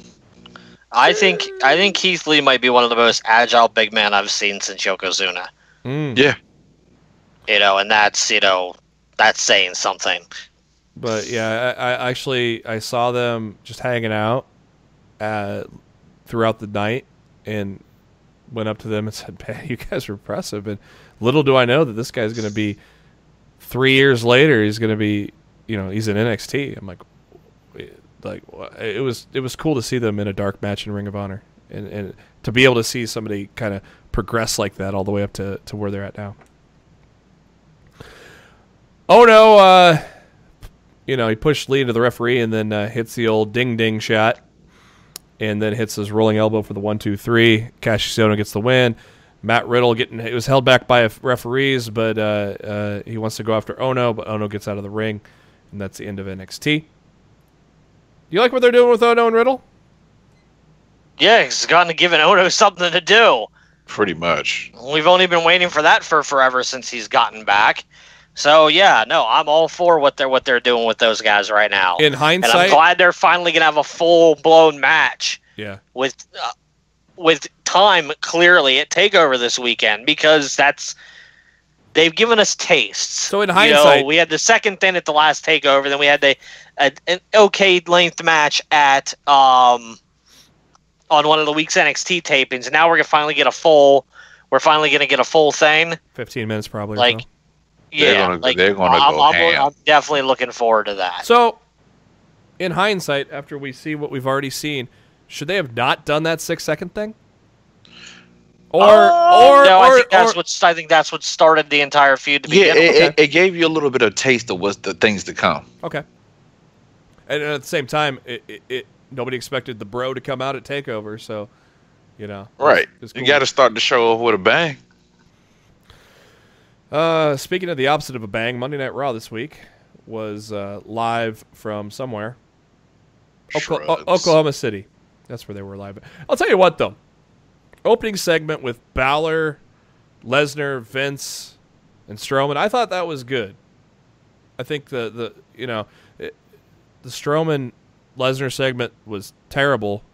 Whenever they did that. I thought this was a good opening. I don't know if you guys felt the same way, but I thought with Vince and Finn in there, it gave it enough diversity and just something different. For me, it felt like it was a little something different. I liked it. I mean, it wasn't the best segment in Raw history, but I liked it. What did you guys think? It was okay for me. I expected a little bit more considering it was a going-home show. Mm-hmm. I expected a lot more from Raw, considering it was a going-home show. I'm just talking about the open. Yeah. I wasn't overly thrilled with the open because they beat it into your skull with Wrestling Logic 101 that we're telling you Finn's going to win on Sunday, but I don't believe for 1 second that Finn's going to win on Sunday. I did not get. So I don't appreciate them lying. Basically lying to their fan base, because that's how I took. It. I did not. They put Finn down a lot, which I took which makes you believe he's going to win. Okay, I see what you're saying now. Mm-hmm. Because they're beating it into your head that he can't win. He's too small. He's the underdog. He has no chance. Which normally in WWE speak means he's going to win. But I don't believe for 1 second that he's going to win. But if he does win, everything changes for me. If Finn beats Brock, my pick for the winner of the Rumble changes, and the entire landscape of Raw could change for the better. Thank God. But I don't believe he's winning. Yeah. I don't. Prove me wrong, Vince. Yeah, it's a bit. Prove me wrong. What Matt was talking about right there was a perfect moment for Stephen A. Smith to come in here and say, "However," but. Stay off the weed. Yeah. I've been begging Vince to do that for a while. The New York Knicks are terrible. So disrespectful. booking of Finn Balor is so disrespectful. I mean, I'll tell you what, dare man. you book him like that if it's McMahon? I mean, me and Finn were good friends. We text all the time. You know, I feel like Finn could be a champion. However, Vince ain't gonna do that shit. Oh, I hate that motherfucker. Fuck you, Vince. Strowman and Balor, they always have a good match, which, you know, proves the worth to Strowman as much as Balor to work with the little guys. They had a little bit of a 8-minute match before the DQ, where obviously Lesnar got his. You know what I said? I said when Vince makes this match of Strowman and Balor, I go, you know what you do immediately? You say, hey, we're buddies. We're not best friends, but we're buddies. Let's go both beat the fuck out of that part-time bitch. Or wait, this match should have been 5 minutes shorter when Brock decided to get involved and freaking back suplex Balor, and the ref just standing there like what? And Matt, you gotta freaking let the match continue. That was a disqualification, dude. Matt, you have evolved the name of Brock Lesnar, right? Oh God, I'm not saying it on the air. PTB. No, PTC now. Oh yeah. Okay. I'm not saying that. I'm not saying that on the air. I don't think he doesn't need to say that. I'm not getting us in trouble. That's not a trouble word. My girlfriend says it all the time. Joking. Yeah, but girls also don't like it when guys say it. Yeah. So. Well, yeah. Put two and two together. PTC. Let me tell you something. By Lost in the Midcard. Let me tell you something, brother. All right, Hulk. I'm gonna give props right now to Bobby Lashley and Lio Rush because they're mixing it up. They're not doing the same thing every week. That's great, you know. I just want to put it out there. But for the love of God, we don't need a fucking pose down. We saw enough of that with Triple H and Scott Steiner. But I will tell you this was the best character we've seen out of Apollo Crews since they got to the main roster. Well, that's like kind of damning with faint praise, isn't it? Yeah, a low bar, but still, I mean, hey, it's a step up, which is still needed, right? You know, it's better than what the hell they've been doing with him. Yeah, sure that. Better than that Titus Worldwide bullshit. Oh yeah, you know Titus is in the Royal Rumble only to stumble on the way in. You know that's fucking gonna happen. You can't plan for that though. They are planning for it. The spot's too dangerous. Like they've already taught. Like if Titus's head was like an inch higher, he got to freaking, give himself a concussion or decapitate himself or something. They're not going to do a thing. They're not going to do a thing right by the ring. They're going to do something. It's not going to be like that. They're going to do something where you fuck. He's going to run down and probably be like, He's gonna hit that. Step over it and be careful. He's going to hit that. He's going to hit that Mario Kart banana peel. Yeah, he's definitely not doing this slide under the ring. No. I did not say that. I just said he's going to do something. That's what I thought you were referencing. No, I think he's going to do something that he's going to do something. He fucks up his interest somehow, Oddly enough, we're like, Apollo Crews getting some personality. He gets beaten 3 minutes. Okay, but Matt, it looked like he might have hurt something, but I have not heard anything since. So I think he was just selling. Who? Apollo, remember we were talking about how something looked weird? Oh, yeah, like the first press slam. It looked like he injured his arm or something, but yeah, I guess not. Who knows? That looked like his back to me. Like he just couldn't hold him up. The announcers were kayfabe in the back, but we thought arm. Yeah. Something was weird, but I mean, nothing was reported, so it must have just been a sell. So. Or just a fuck up. That too. I'd lean on fuck up, honestly. But it was so weird because all of a sudden then there's a spear and that's it. Something WWE's like to do lately is kind of just have interruption at the end of the match, and that's what Seth Rollins did to stare down Lashley as Lio Rush made fun of him, which was hilarious. Lio Rush making fun of Rollins, that was kind of funny. Rollins cuts a great promo talking about the life and legacy of Martin Luther King Jr. and talks about how he's lost two brothers and it's been a rough road, but at the Royal Rumble, he's going to win it, and he doesn't give a damn who has the title. And he says that he's not as big as Drew McIntyre or Bobby Lashley. He's just a kid from the Midwestern town, which just a few hours from me, Davenport, Iowa. He says, hey, these folks did all they could to put food on the table and a roof over his head. He could be working a factory or driving a truck, but the only reason why he's not doing that is because what in his heart is pro wrestling. It's his passion, his love, and determination. Ingrained in his soul, it's every fiber in his being, so when the dust settles at the Royal Rumble, he will be the one left standing. Great fucking promo by Seth Rollins, man. Loved it. Drew came out and says that Rollins has a 0 chance of winning the Royal Rumble. His style is going to get him eliminated. And he said, if you put that heart into a body of a 6'5 Terminator, you would get Drew McIntyre, who says he's going to win the Rumble. Good stuff that led to a great match, didn't it? Yeah, it had a good match. That was the bright spot of Raw. I don't think anybody can argue that. Oh, I have another bright spot, but you can continue. Oh, I know. Mm-hmm. I know. Woo, woo, woo. That was probably, that was great. It's the only good part of Raw. Seth Rollins gets the win after after a great 16-minute match there. Revival's backstage talking to Vince McMahon, complaining about getting screwed. Asked for a tag team title match. Kurt Hawkins shows up, and Vince says, don't ask for a match, you've lost. And, well, you could referee the match. And Kurt goes, well, I have seen a lot of 3 counts. That line was the best line of the night. And so then the Revival's sucking up to Kurt Hawkins. For some reason, we got Lucha House Party against Jinder and the Singh brothers.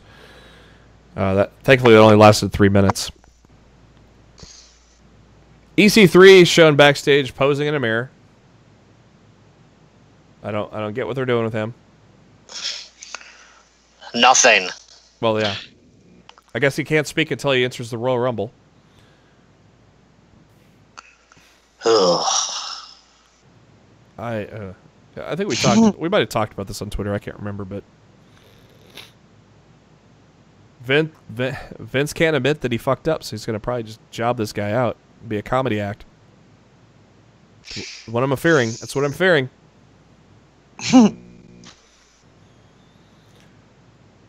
Elias and Corbin got into it. Had a very short match where Baron Corbin went over.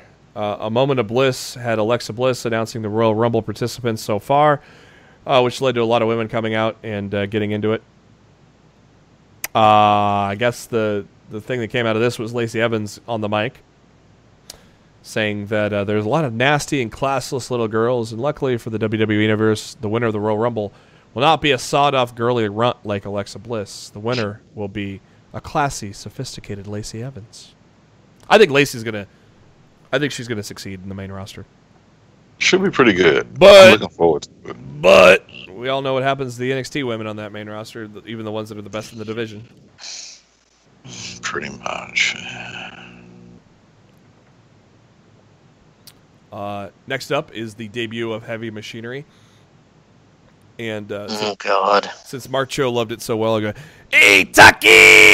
There it is. I knew this one. That's why I said, "Oh God," because I knew it is. Fucking Otis impressions were gonna start, and God. That's the only one I'm gonna do. Thank you. You promise? Pretty lady. Yes, that's what I thought. Son of a bitch. They beat the Ascension. Hey, son of a bitch. Only because our good friend and loyal listener to the show, Mark Cho, loved the impressions. So. Tommy, yeah. All right, get them all out of the way. Heavy Machinery wins after 3 minutes. They won over the crowd with the Caterpillar and stuff. So I don't see them. I don't see Vince pushing them anytime soon. But at least they'll win over the crowd, and they looked good with some of their spots. So you never know. You never know. But they've already had a better main roster career than the Ascension. So facts. Oh, we said that at the same time. That's funny. Commercial for WWE 24, chronicling WrestleMania 34. That'll debut after the Royal Rumble this Sunday on the WWE Network. Kurt Hawkins, special guest referee for the Tag Team Championship match between Bobby Roode and Chad Gable against the Revival. I was kind of smelling a tag team title change here, but then I remembered, FTR. And by the way, there was an FTR chant. I don't know if it was for or fuck, but there was an FTR. Or forever. Well, there was an FTR on the back of his tights. Fuck. But they trademarked that, by the way. Ooh. One of them, I can't remember which one, but one of the Revival trademarked FTR earlier this month. Smart. So smart. But I hear their deals aren't up until April 2020. So a long fucking time. Yeah, and WWE ain't letting anybody go right now. No. They ain't letting nobody go. They're fucking scared, man. Which is so ridiculous. They have nothing to be afraid of. The only thing they have to fear is the fact that their talents that they're not currently using can go to another promotion and show what WWE fucked up on. That's really the only thing they have to fear. Like, it's not like All Elite Wrestling's going to put the WWE out of business.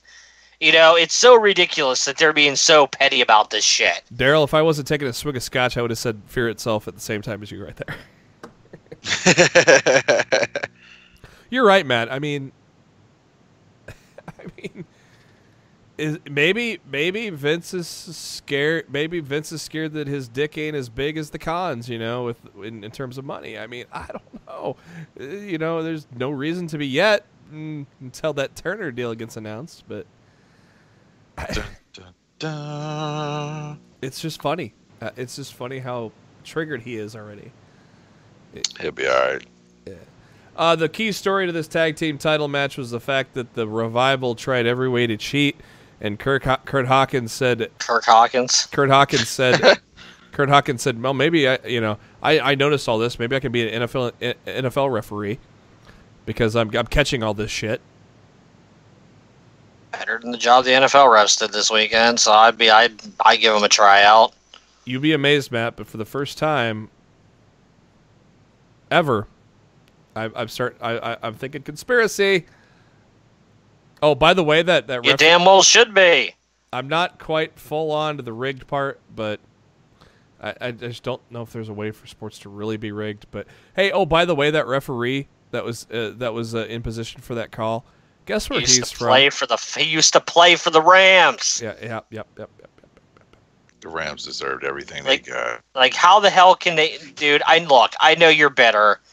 No. I'm gonna tell you why. I'm gonna tell you exactly why. If you think for 1 second, look, if the Rams can win in 2 weeks, more power to them. But for fuck's sake, I don't want to see Tom Brady win another fucking Super Bowl. He's the goat. No, Montana still is. I will say this with the Saints. I'm not bitter. The only thing I did not respect is the fact that you don't go to your locker room right after you beat the Eagles and you play Meek Mill Dreams and Nightmares. That was total disrespectful. But also, I will say this. However, after that call, it was fucked up. The ref should have saw it. The Saints got the ball 4 times and could not score. And then got the ball in overtime foot first. They won the That's coin toss. their fucking fault. fault. Those are facts. Well, no, look, you're not wrong, but at the same token, I feel like if that would have been called correctly, it would have been a touchdown, and we wouldn't have had to worry about anything else. That or they would have ran out the clock and kicked the field goal as time expired. Well, I think the shittier call was in Kansas City. Oh, that roughing the passer? Yes, that was the shittier call. That was terrible. Yeah. Gotta protect number 12. Fuck him. Gotta protect him. Yeah, that's why we beat his ass last year in the Super Bowl. He's so important. We love him so much. They just want to see him get 6 Super Bowls, to be honest with you, and tie. I know. Fucking sick to my stomach just thinking about it. You ain't gotta freaking tell me twice. I fucking know. I know what they're doing. Sorry, we got off subject. Hey, that's what we do on Less Than Midcard. This sports break was brought to you by Rigged. Rigged. The drug that the NFL referees take. They ain't gotta take no drugs. They just fucking placing bets and fucking rigging shit for their fucking pockets. That's all it is. I saw an article that actually kind of made sense. It says you could feel bad for the Saints, but you know what? Feel bad for St. Louis. True. I feel bad for any town that loses their sports team. Yeah. Yeah, that's not cool. I honestly think Oakland should never lose the Raiders. And yeah, that's another story. The black hole in Vegas is not going to be the same black hole as in the Coliseum. No, it's going to be the black hole of dice. Travelers. Of dice. So the key thing was the Revival tried to cheat their way into a victory, and Kurt Hawkins said, I see that shit. No. And in the end, Gable rolled up Dawson for the 1-2-3, and the Revival bitched to Hawkins, and they beat him up, and who makes the save but fucking Zack Ryder? Woo, woo, woo. Yes! Oh, my God. Finally. The best friends going to be oh man, I think going to be tag champions again. Were they best friends back in that day with Edge, or no? Were they just kind of getting to know each other? They were best friends before they were with Edge. Ah, so yeah, dude, they've been friends since childhood, as far as I know. Yep. Man, I'd love to see them get back at the top of the mountain. But that was. I mean, outside of that, that was probably. I mean, even though Drew and Seth were a great match, that was the best thing to happen on Raw, was Zack making the save, right? Mm-hmm. I thought it was. Man, that was so cool. And poor Revival. Be a long 15 months. Yeah. Especially since WWE knows they're gone as soon as it's done. Mm-hmm. They're going to make their life a living hell. Yep. Ronda Rousey interviewed by Charlie Caruso. Loved the emotion from Ronda. And here is prime example number A of why over-scripting everything is ridiculous, correct? It made Ronda sound like a sucker. Yeah, I did not like the promo at all. I thought it was one of her worst promos she's had. I love the emotion. I thought it was a good promo live, but then I went back and watched it, and I'm like, okay, I love the emotion, but... See, I didn't like it at first, and then I heard it again today on Busted Open Radio, and I liked it even less. Yeah. And I'm like, wow, this is even worse than I remember it being when I first heard it. Because I got to hear it just audio without even seeing like the video of it, and it made it even worse. And You disrespected me. And then Why'd you do that? And then on top of that, Sasha did laps around her in terms of, I mean, and Becky's done that too in terms of, smack talk and anything. But Sasha, obviously she's cut promos a lot longer than Ronda, but and I miss this Sasha. I like this Sasha. Welcome back, Sasha. What did you gentlemen think of the main event of Raw that went about 12 minutes, seeing the Boston Hug at the Vic? It was all right. It was cool. I wanted to see more of Bayley and Ronda in the ring together, honestly.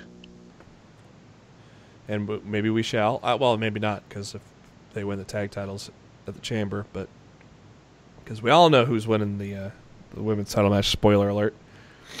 But yeah, ho-hum Raw, right? Yep. SmackDown Live, they upped the game though, didn't they? As usual. Yeah, as per usual. We kick it off with the man, because why not?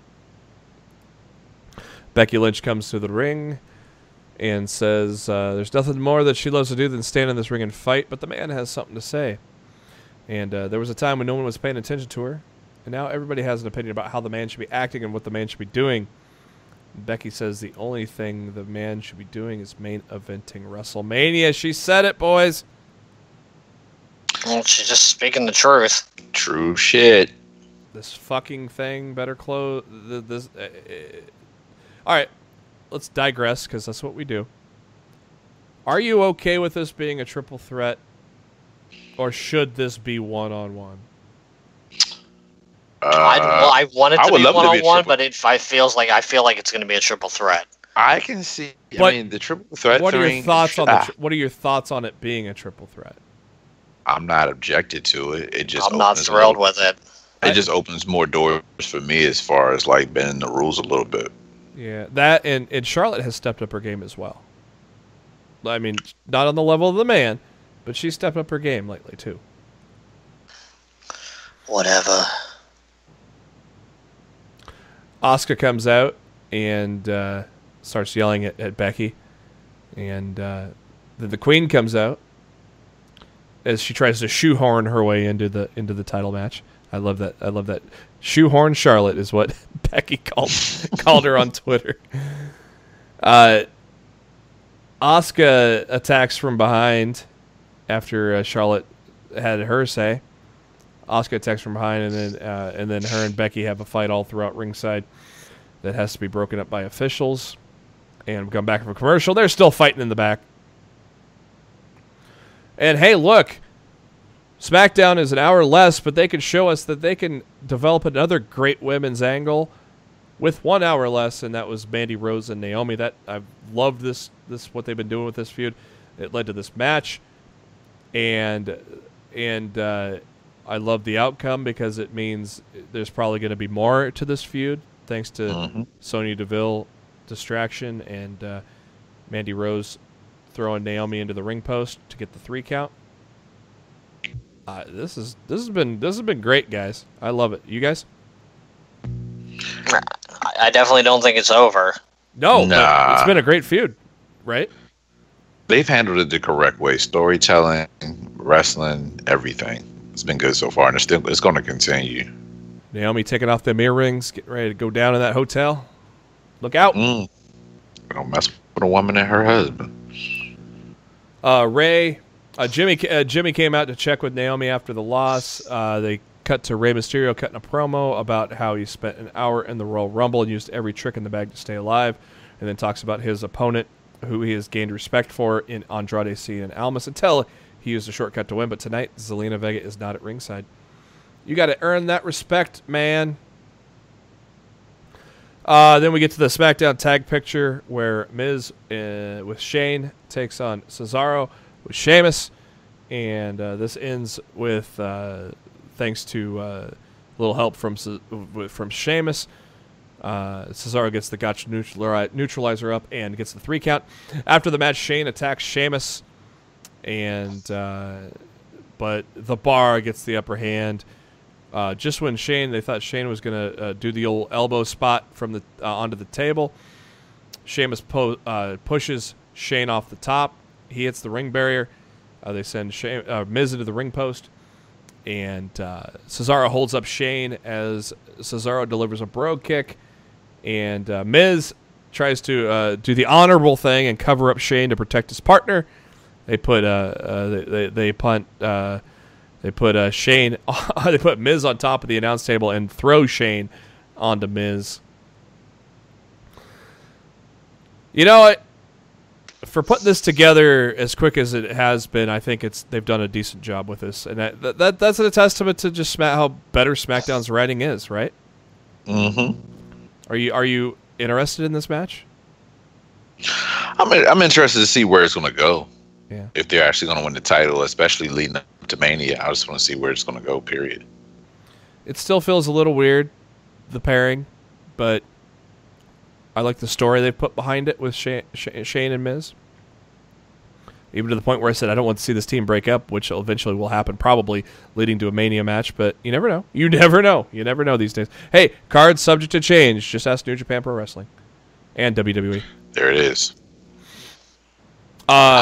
What made Mustafa Ali win the marquee? Part of what made Mustafa Ali win the marquee for Cruiserweight of the Year were the awesome promos in the streets, and I was so happy that they brought those over to SmackDown tonight. That was a great promo. Yeah, it was. And they were great when he did them on 205 Live, and I was happy that they did them here. I thought it was amazing.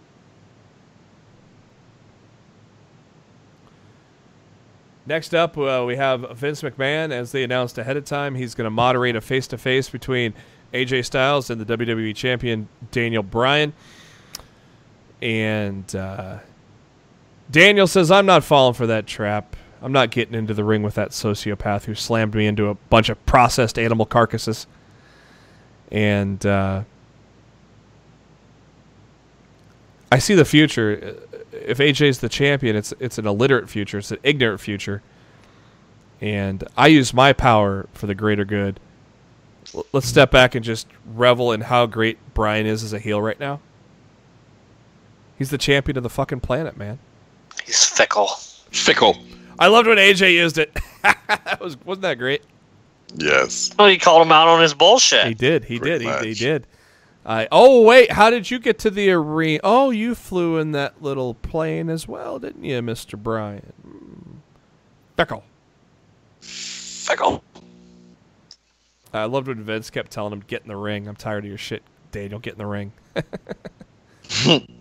And finally, AJ said, oh, fuck it. I'm going to go chase after him. And that led to a little melee. But AJ going for the phenomenal forearm. And Daniel Bryan pulled Vince in front. And AJ hit the brakes.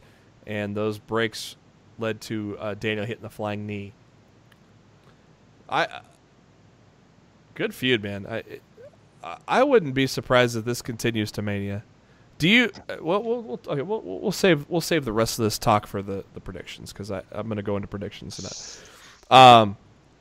R-Truth and Carmella, those guys are so fucking funny together.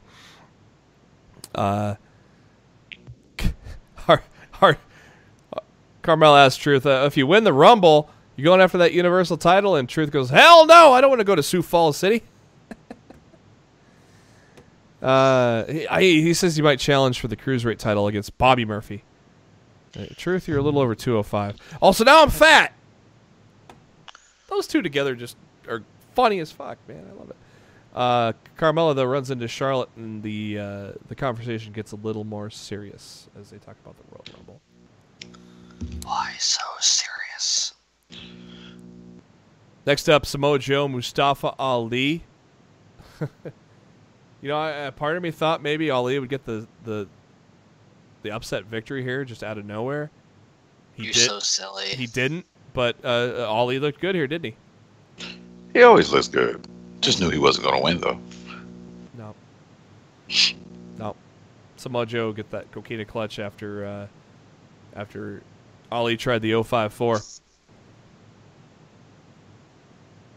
New Day are preparing for the Royal Rumble. Looking at some of those sweet saves that Kofi Kingston has made over the years. And Kayla Braxton asks, are you going to eliminate each other? Xavier says, every year we get asked this question. Renee Young asked it. Mike Romes asked, is Tony Chimmel next? Whoa! Tony Chimmel out of nowhere. That was funny.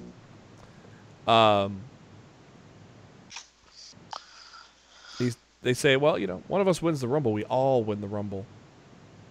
Kayla asks Kofi, or Kofi goes, is this the year I can't figure out a way to keep my feet off the ground? And Big E and Kofi, hey, keep your head up, Kofi. Oh, I got an idea. And Kayla's like, what's the strategy? I ain't telling you. Then they busted a song. I called them New Day to Men, like Boys to Men. Little R&B group there. Yeah, what will Kofi do? Seriously, I mean, we've had the handstand, right? We've had the pogo, the pogo stick. We've had landing on the barrier. We've had landing on pancakes. We've had landing on Big E too, haven't we? Did he? Probably at some point. Kofi's just amazing when it comes to that. What? Well, he's going to do something, apparently. We will see. To wrap up the night, 2 out of 3 falls.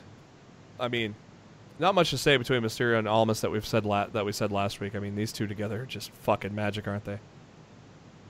Absolutely. And Samoa Joe is still pissed, and after the falls were tied at 1-1, he interferes by power bombing Ray onto the and that's where the ref called for the bell. And Joe sends Almas into the ring post, puts Ray in the coquina clutch, gets on the mic and says, I'm here to make a statement. What you see tonight is what I'm going to do to all other superstars in the Rumble. Because my name is RKO out of nowhere. There's Randy Orton. Hey, Randy, how you doing? Small complaint, but when people say they're going to throw 29 other people over no. You outlast 29 other people, but you ain't throwing 29 people over the top rope. Nope. You'd be sure as fucking impressive if you did, though. That'd be cool. They should have somebody come in at some year and just throw out every single person. The only person I think is capable of doing that now is Braun. Yeah. Well, they could have done it with Braun, but they haven't done enough good stuff with Braun lately to make it worthwhile. That's because you can't fix stupid. Mm-hmm. Yep, thanks, Vince. Oh, that pop's cooling off there. You know, Braun's pops, it's cooling down. Yeah. Yeah, I wonder if it has anything to do with the way you've fucked him. Stay off the weed. Stupid idiots. All right, before we get too pissed off, let's go to something better. NXT Takeover Phoenix, Talking Stick Arena, the weirdest name ever. And oddly enough, this is not my first time ever at the Talking Stick. I was at the Talking Stick when I saw my first ever Celtics game a couple years ago, which we will not talk about because that ended in disaster at the end of the game, considering the Suns suck. Isaiah Thomas fumbling a inbounds pass leading to an improbable, Anyways, NXT Takeover Phoenix. You sound a little bitter about that, JB. Right, you good over there, buddy? I mean, it's the first ever Celtics game, and it ended like that. All they had to do was inbound and run out the clock. It's okay. And Devin. It's gonna be all right, bud. Fickle. Bitter. Impotent. Bitter. And Devin bitter like butter. Butter. Butter. Swing better. Hey, we got 5 matches. 5 count? 5? 5 times. I love every time the number 5 gets used and Big E still does it. 5? Flashbacks. Yeah, flashbacks to a better time in NXT. I don't know about a better time because New Day is making money. Yeah. I'm just saying. You know what I mean. Oh, the good old 5 count. If you don't know it, get on that network. You'll see it. All right, kids. 5 matches at Phoenix. Let's start out with Matt Riddle, Cassius Ohno. There's no way that... I mean, Ohno's there to put over Riddle, right? Mm-hmm. Yeah, I can't see any way that they wouldn't. And now it's time for Title Palooza. All 4 titles are on the line. NXT North American Championship, Ricochet, Johnny Gargano. Darryl, what do you see? I'm going to say Ricochet on this one. Matt? I foresee an ending of this show with Gargano and Ciampa holding up the 2 main titles in NXT, so I think Gargano wins. Matt and I are on the same wavelength. I thought the exact same thing. If there's a guy to beat Ricochet, it's a guy that was a candidate for NXT Wrestler of the Year, and that's Johnny Gargano. I think Gargano's going to win this, and we're going to have ourselves a friendship that we all want, and that's not quite DIY, but it's going to be glorious. NXT Tag Team Championships are on the line. Undisputed Era, comprised of Kyle O'Reilly and Roderick Strong, take on the War Raiders, Hanson and Rowe. Matt, what do you see here? I think Undisputed Era retain.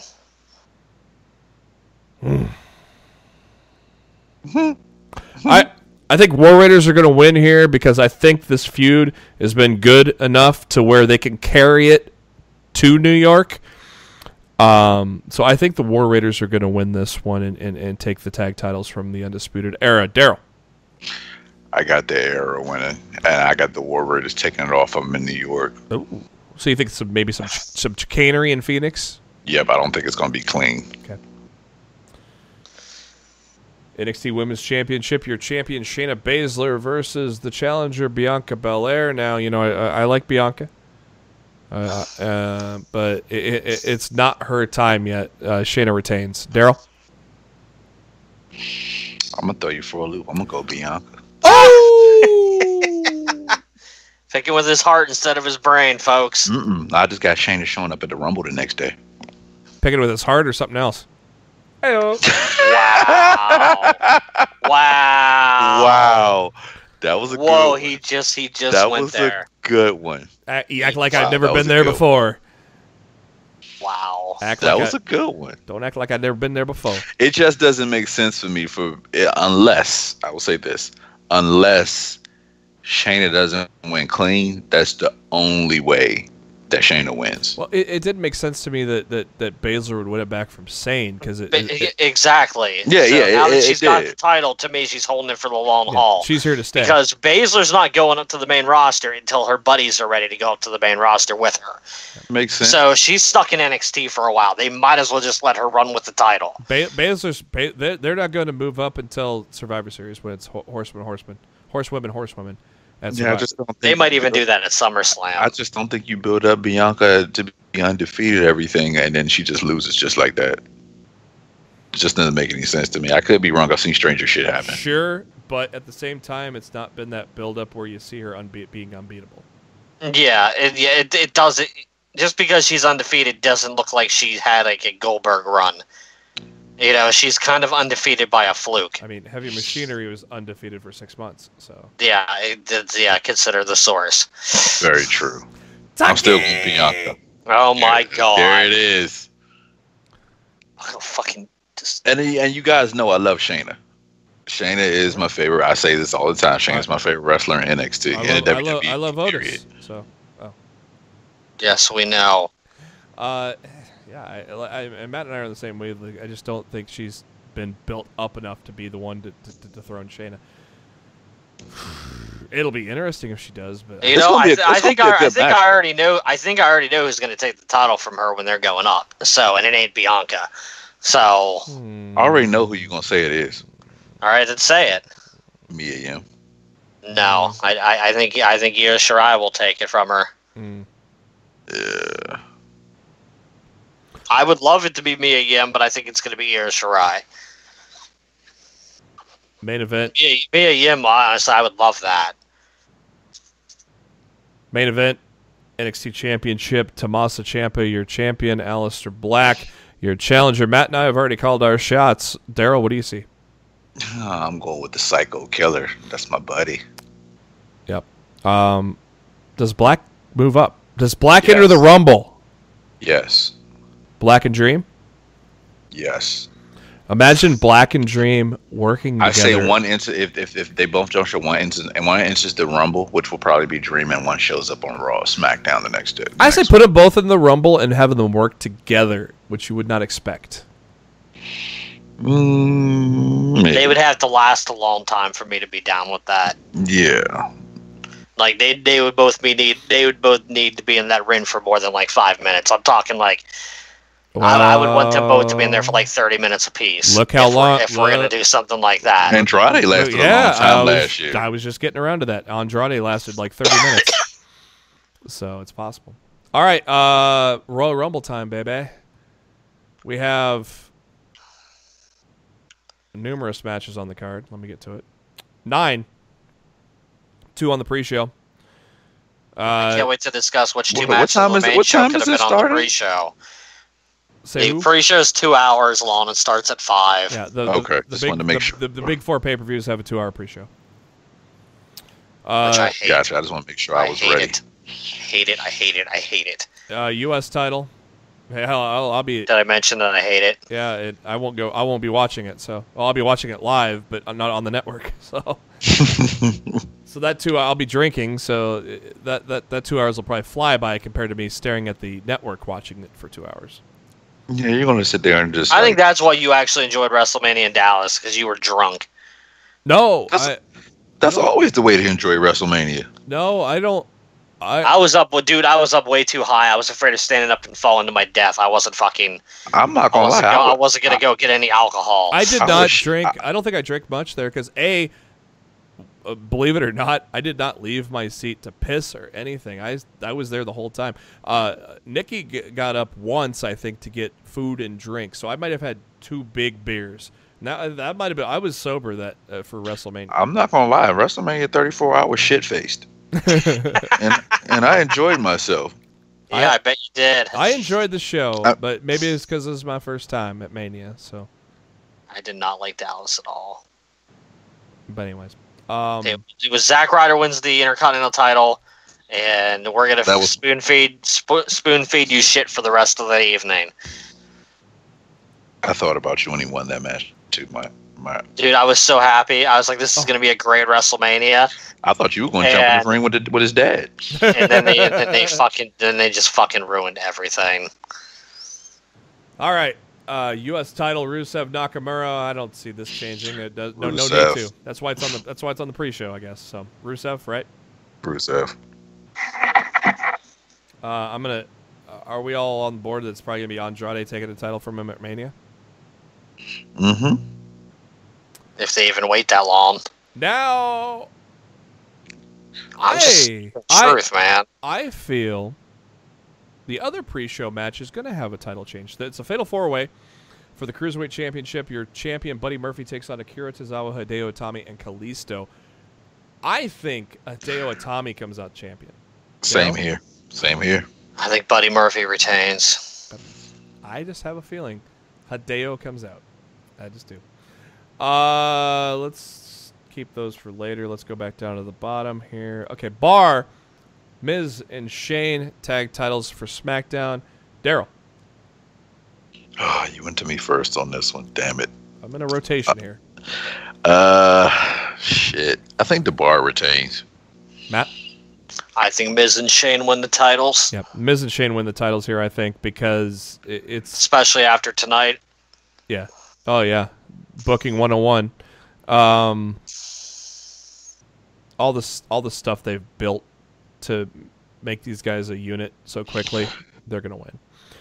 No, you know what? Let me change that. I'm gonna go Shane and Miz only because change that record. Just only because whose son it is in the match. What do you mean, pal? Yeah, I had to think about that for a second. Raw Women's Championship, Rousey Banks. Matt. There's so many different ways the three women's matches can go on this show. And they all factor into what the fuck are they doing with the Royal Rumble. Mm-hmm.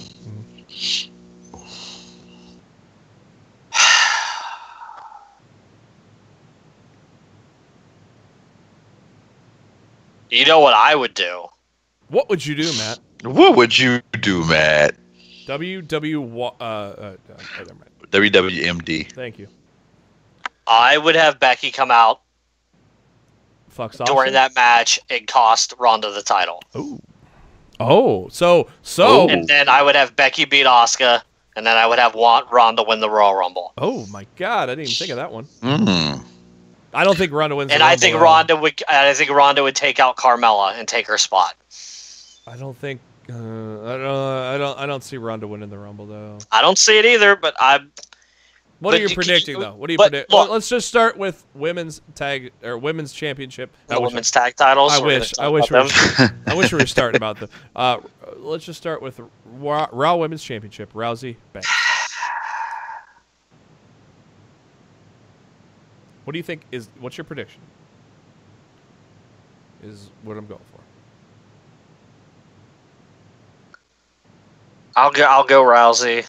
But I'm gonna go. I think Rousey deserves a receipt for what she did at TLC. I agree, but at the same time, I'm gonna think of it from a business standpoint. I'm gonna think of it through the demented eyes of Vince. Well, I would agree that Ronda's first actual loss 1-on-1 should come at WrestleMania if they're even gonna let her lose there. But I feel like Vince wants Becky and Charlotte were both screwed by Ronda at TLC, and if one of them does not come out and try to get their receipt in that match with Sasha, that's ridiculous to me. In agreement with you. Remember Ronda versus Nia and Alexa cashing in. Ronda didn't lose clean, so you could think about it. Matt has a point. If Becky were to come out and cost Becky, let's say Becky or Charlotte were to come out and cost Ronda the title, it doesn't hurt her if she doesn't lose clean. And on top of that, the next pay-per-view is Elimination Chamber. So yep, there it is. That's why I'm not. There's plenty of time for Ronda to lose or get screwed over. I'll tell you what, though.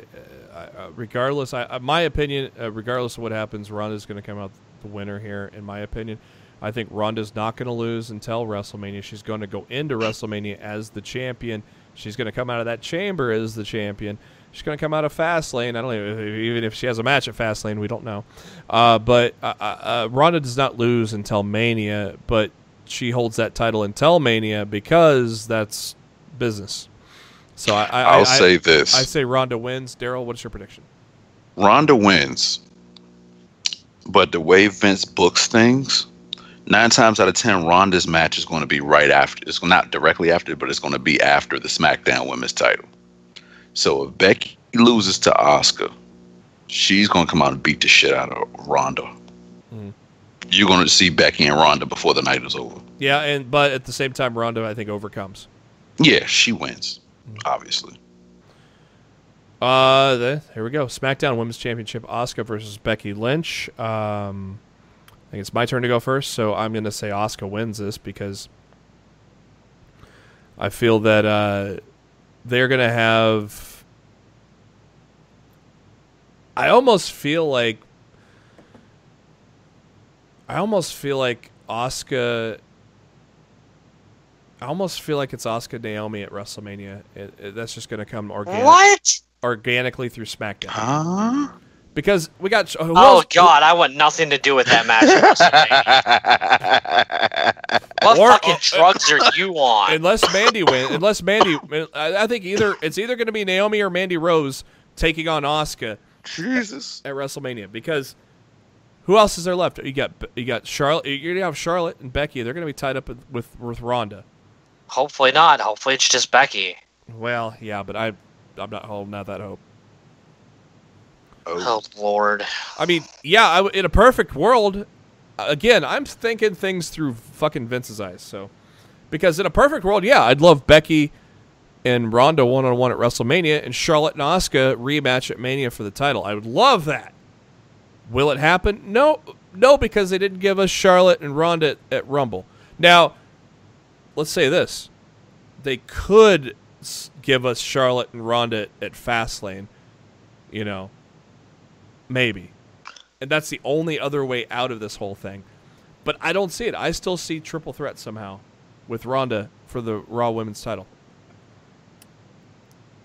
And so I say Asuka beats Becky Lynch, and she's going to have some sort of a, it could be either... It can't be clean. So how do you do the finish? How many dirty finishes are we going to have this Royal Rumble? I'm just, look, how can you got to, look, if Asuka's coming out of there retaining the title, how the hell do you protect Becky? I think Charlotte fucks her over. Somehow. I think Charlotte... It's no reason why Charlotte should fuck her over, though. She's not in the match. Shoehorn Charlotte. That's true. Unless you have Ronda, Becky fuck each other over, but then they're both without titles. But but I said they both interfere in each other's matches. But I say Ronda overcomes, but Becky doesn't. Well, I guess if they're both without titles, one of them could win a title back before WrestleMania. True, because there's so many. There's 2 pay-per-views before WrestleMania, so they could still end up facing each other. It would just one of them would have to win the title back. And that chamber is such a wild card too. I don't think the Chamber's a wild card at all. They've already confirmed that the women's match in the Chamber is going to be for the tag titles. Oh, that's right. So that would be a one-on-one. Okay. So it'll be a one-on-one. So you're not going to get a singles women's match in the Chamber. You're going to get one for the men and one for the women, and they've already designated that the women's match at Elimination Chamber will be for the tag titles. So you're just going to get a singles match for the women's title, if that. You would certainly think. If that, yeah, I mean, because the champions could be involved in tag teams if they really wanted to do that. I wouldn't prefer that, but I mean, they could. I doubt Ronda would do that. Well, I'm just saying they could put Ronda and Natty together. But honestly, there's absolutely no reason to have Asuka get beat here. There's absolutely no reason to have Becky lose either. So it's a really bad situation they got to write themselves out of. But if you hold the man down by royally fucking her over, so I guess that means Becky needs to flip Vince McMahon's limo on Sunday. See, I'm paying attention to this. Do you guys know how many women are in the Rumble? Notably in the Rumble right now? It's like 20 or 21. 23. Yeah, 23 with Alexa and Lacey, right? Yep. So that's 7 spots left. You give maybe 4 to 5 to legends. Right? Maybe 4 to 5, maybe one NXT person. Trish, Lita, maybe. I know confirmed is Tony Storm. Tony Storm. What's I can't think of her damn name that they named already. I can't think. My brain just shut down. But I know it's a couple of people. What direction? Melina's in there. Who? What? Melina's in the Rumble. No, she's not. I'm dead ass serious. There's no way. Yeah. I know I saw it somewhere. She's in the Rumble. But with that being said, I have not heard that. I don't even think she's in ring shape. Oh no, but needless to say, I will say this: that leaves the door open for Becky Lynch to enter the Rumble. Oh yeah. Well, we'll get to that once we get to that, but so that's what I'm basing the SmackDown Women's title. So you have Asuka beating Becky Lynch somehow, which enables Becky to enter the Rumble. I don't think it's going to be clean. No, I don't either. See, to me, the biggest question mark about this entire pay-per-view are the 3 women's matches. Everything else seems really fucking cut and dry. Neither women's title match is gonna be clean. That's already established from what's happened between. Ronda could beat Sasha clean. I could see them doing that. I could see Charlotte and Becky showing up though at the same time. Yeah, but if that's the case, then Ronda loses. If we're talking about a Ronda retain, I think she's just going to win clean. Yeah, but at the same, okay, they're going to have both matches are going to have interference. Is what I'm going to say. That's going to be rough. All parties involved are going to be involved in those 2 matches, just because of the way they've been putting things together and the fact that they didn't put Charlotte taking on Ronda in as a one-on-one match. That just leaves the door open. We'll know what's going to happen. We'll know what's going to happen after the SmackDown Women's Title match. You know what's going to happen after that. Yeah, that means they need to do the Raw one first. We just need one of the 3 matches to happen so we can put together the rest of the puzzle pieces.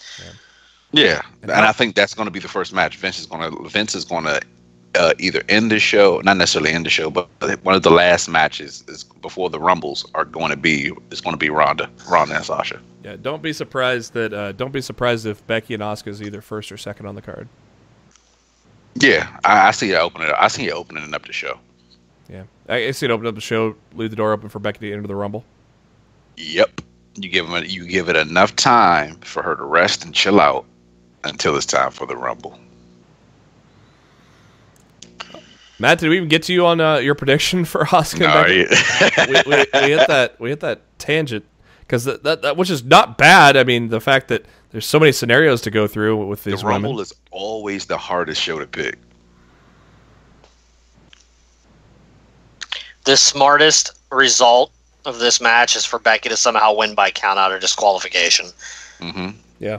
Okay. I can go with that. Becky wins the match, but she doesn't get the championship. And I'm not really sure how you can do that, but I mean, they already showed heel tendencies from Asuka tonight by her jumping from behind Becky from behind, which I thought was a very odd move for Asuka to do. So, I mean, I guess there's a chance that Asuka could get herself disqualified. We've seen her do this before. I almost did. But not on the main on the main roster. But I'm saying you see her; she's capable of it. You've seen minor heel tendencies in NXT, but never on the main roster. And she needs to be heel. I don't think she needs to be heel. She doesn't need it at all. I just say that it would be helpful in this situation. And if you turn her heel, you're going to eliminate your challengers you're going to eliminate the challenge of Mandy Rose at WrestleMania. Yeah. I mean, I guess if she's a heel, she can work Naomi, but I'm not looking forward to that match. Neither am I. That does not sound good to me at all. Well, at this point in time, I'd see Naomi coming out of that feud, so that's why I'm thinking Asuka Naomi. Ugh. We'll see what happens. Yeah, that's right. I don't see anybody outside of Naomi that can fight Asuka and it'd be a legitimate match. Mm-hmm. And even Naomi wouldn't be a legitimate match for us wanting to see at Mania. Mm-hmm. That's why I think it should just be. I think it should be Charlotte and Asuka again. I really do, and let Asuka win this time.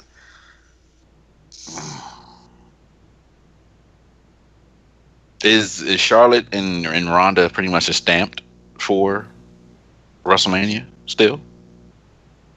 We won't know until after Sunday, will we? You're absolutely correct, sir.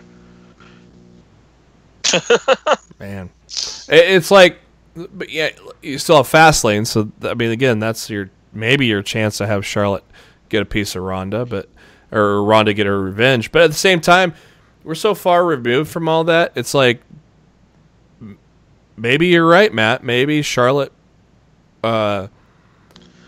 becomes the natural contender for Asuka with Becky winning the Rumble. Maybe I'm seeing the light right now. It makes the most sense. Yeah, I'm kind of going that route now. I'm thinking, I'm like until they shake up the women's divisions again, it's just the matchup that makes the most sense on a WrestleMania stage. But it's just so weird that they haven't had Ronda and Charlotte once again. It was supposed to happen at the Rumble. I don't know where the fuck the whole Sasha match came from. Like, I don't know what they're doing. But that was the original plan. They're probably buying time was Ronda and Charlotte at the Rumble, with then Ronda and Becky at Mania. That was the original plan as of that was like a month and a half ago. They're probably buying time because Vince wants Charlotte or Ronda or triple threat at Mania on the bigger stage. Yeah, that's what he's doing. Really not looking forward to the triple threat idea. I don't like it at all. I don't mind it, but like I said, I would prefer Becky and Ronda just flat out because that's what we missed. I'll tell you what, thinking about it, just breaking it down. That Raw Women's Championship is going to close Mania. That's going to put the Blue Brand Championship on the back burner. That makes sense to put Asuka Naomi. It's going to be a good contest, but it's going to be on the back burner because look who's closing the show. No. If you put that title on the back burner, you put Charlotte and Asuka because Charlotte and Asuka can make it relevant, make it a decent match. But what if Vince is hell bent on making it a triple threat?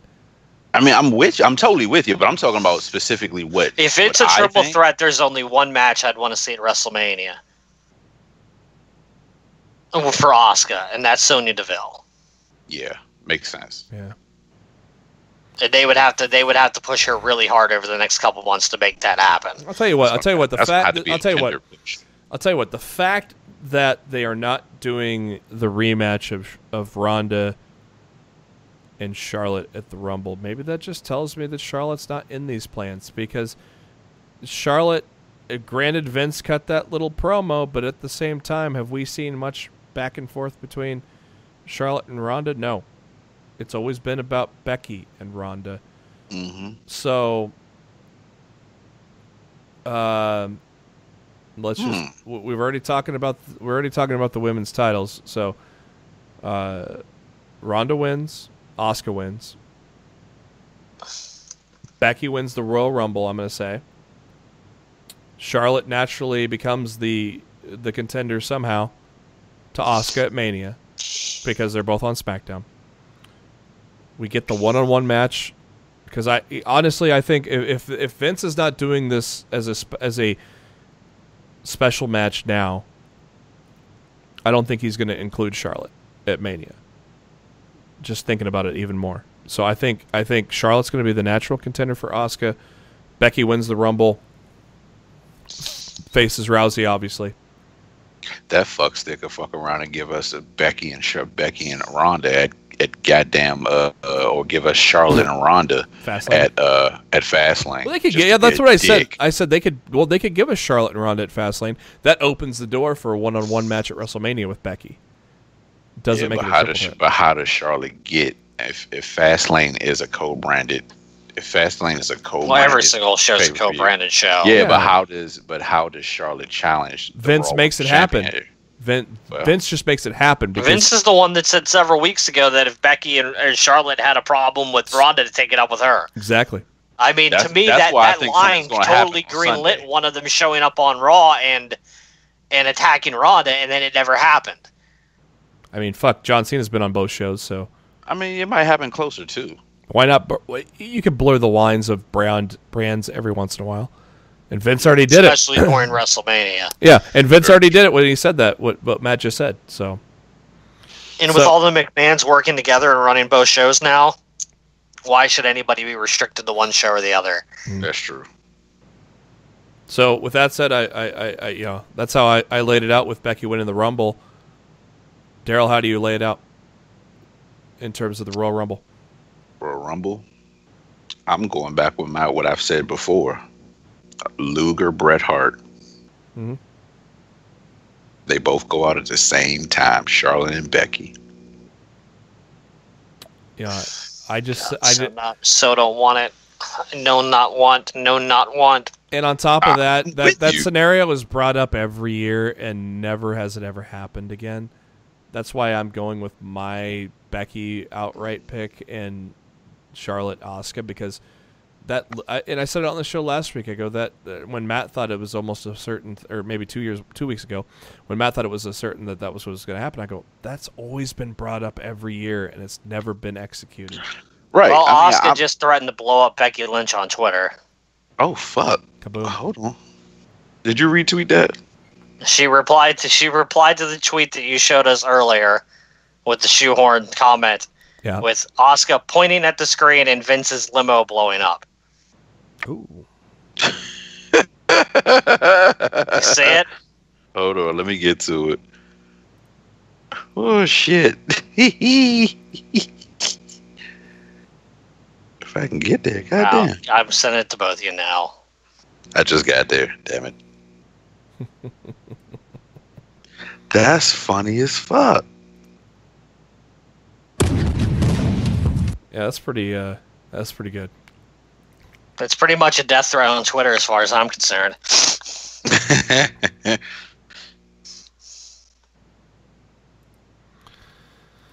All right, so Darryl's going with the Luger Brett finish. I'm going with with Becky winning the Rumble. Matt, what about you for the Women's Royal Rumble match? I'm going some fucking how Becky's gonna fucking win the damn Rumble. Because if they don't, they fucked the goose, brother. Yeah. Brother. WWE Championship. The new Daniel Bryan taking on AJ Styles. Darryl, what do you see here? Daniel Bryan. Fickle. Matt? AJ. Fickle. I go AJ too, because I think this is going all the way to Mania. I don't see any. I think Daniel Bryan will be an afterthought by the time Mania gets there. Really? I do. I think this was a very short-lived reign. I still think Vince is bitter about Saudi Arabia. I do not think this is a long title reign for Daniel Bryan, and I think AJ takes the title back on Sunday. They probably have a rematch at the Elimination Chamber, but by WrestleMania, AJ's facing somebody else. Ooh. Who? I don't know, but I don't think this feud's going to WrestleMania. You might get Styles and Orton at WrestleMania. I just thought of that. Yeah. I would see Vince put it on him. But that's not who I'm picking, though. Yeah, I'm going AJ too, but damn, not for the same reasons Matt was. I thought this could carry to Mania. I really don't think it will. Well, here we go. For that red belt on a milk carton, Brock Lesnar, Finn Balor, Matt. Brock. Yeah. I'm trying to, as Darryl would say, speak it into existence, but it's going to be Brock. Darryl? I'm going to say Brock, but however, if you see that smoke coming out and you see that red light and he comes out as a demon, he's not losing.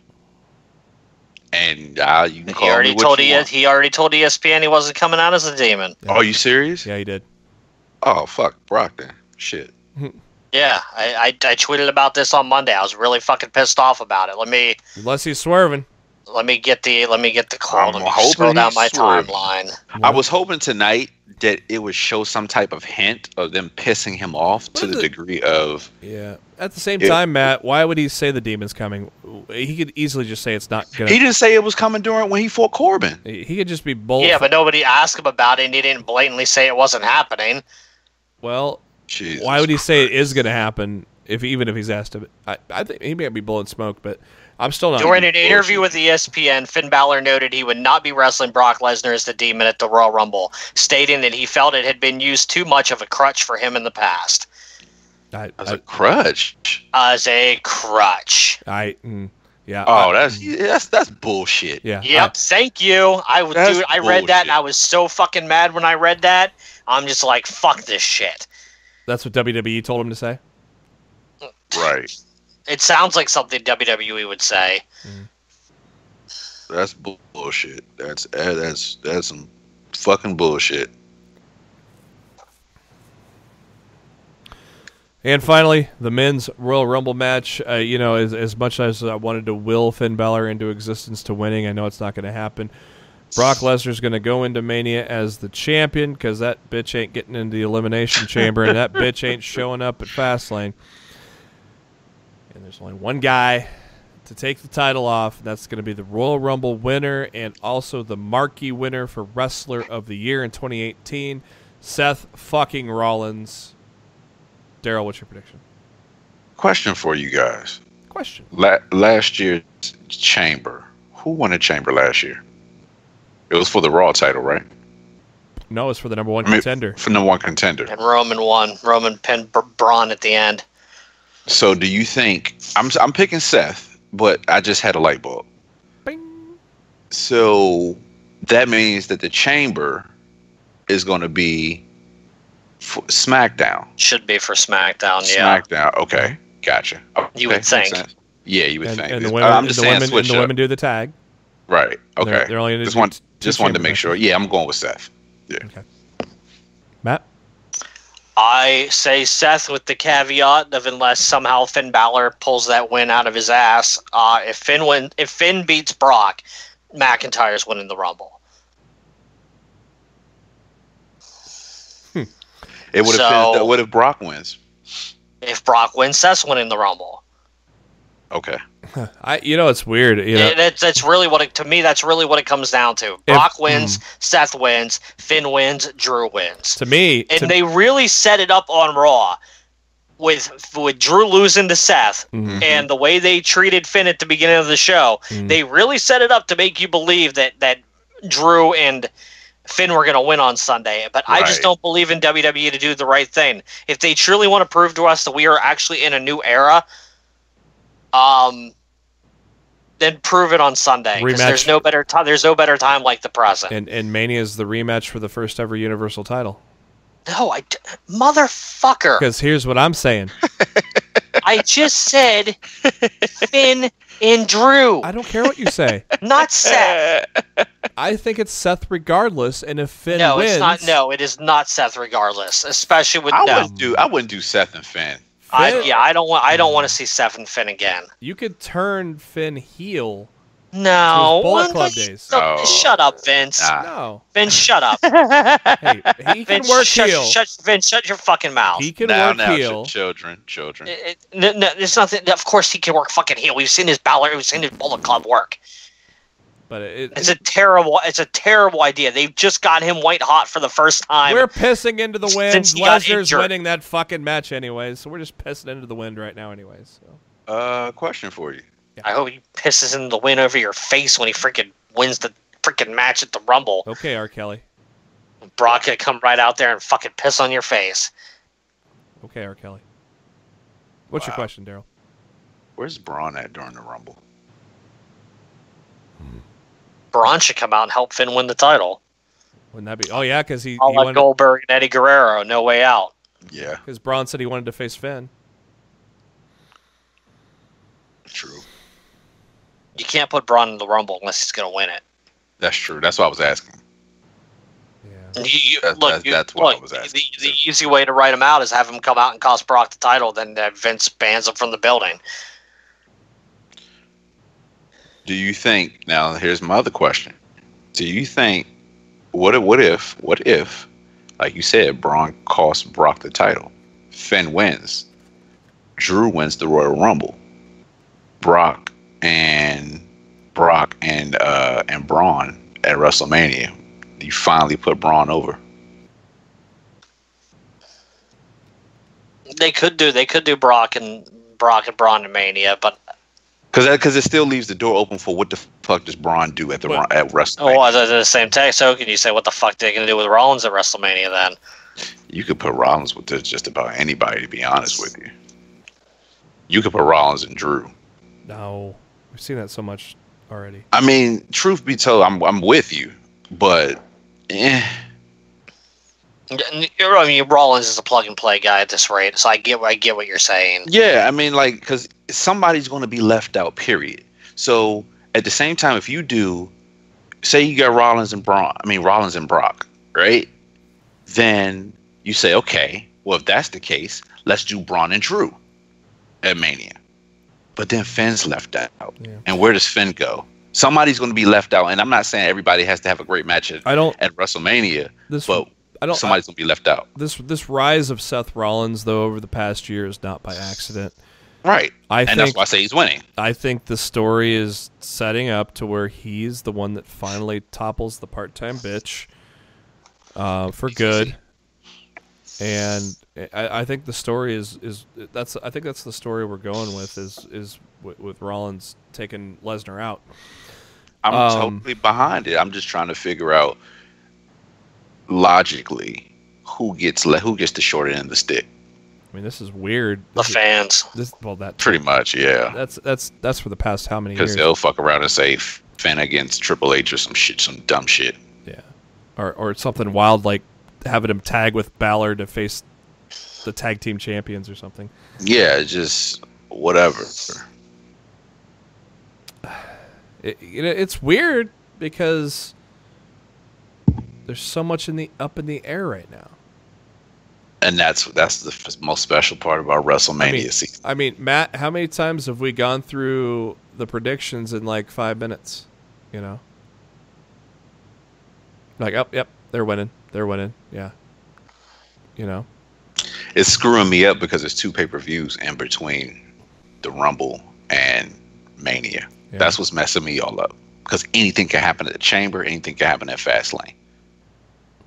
And they're known for whatever pay-per-view is right before Mania. They're known for throwing a loop in some way, shape, or form. Yeah, but we know the one common thing is Lesnar ain't going to be at either one. So that's true. What's the deal with him and Cormier or him and UFC at all? Like between now and I've heard he's been training. He's been training for a UFC fight. When? I don't know. There's nothing set in stone yet. If it were up to me, I would just say fuck him and put Cormier in a match with John Jones. Yeah, because I heard Cormier's hurt right now. Again? That's what I heard. Jesus Christ. Well, he's not going to make his due date then.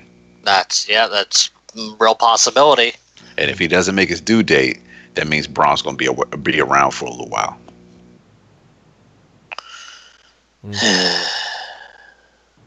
But I think regardless, Brock drops the title at Mania. Yeah, it makes sense. I mean, if not, how many years in a row have we said that? True. Yeah, that's true. We said that last year, and sure enough, the year before that, I'm walking out of the fucking Superdome looking dumb as hell. But you were drunk, so it's okay. I was sober around that match. I'm sorry. Yeah, it happened. And then got drunk again. Nah, I had to catch a flight early that morning. I had to catch a flight at like 4:00 in the morning back here. Man, that's interesting. But needless to say, that's my biggest question. With the men's Royal Rumble, as far as Raw is concerned specifically, and a little bit of SmackDown, who gets the short end of the stick as far as what match they get in WrestleMania? Yeah, I mean the easy answer is Balor, but because you still have Dean out there too, and who's going to challenge Lashley? I think Elias, but I mean, and then they've been also but Mania is so far away though. Who knows if Lashley's going to be the champion still? I mean, obviously they're priming us for Rollins Lashley probably at the Chamber, which Lashley will probably win.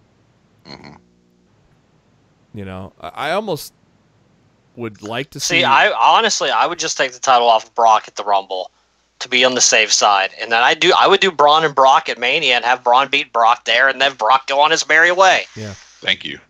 And that's what's running in my head. Like, it makes the most sense because that way you can get you can honestly get Braun and Brock without a title. Without a title. Yep, without a title. It doesn't mean anything, so it's not making Brock look bad.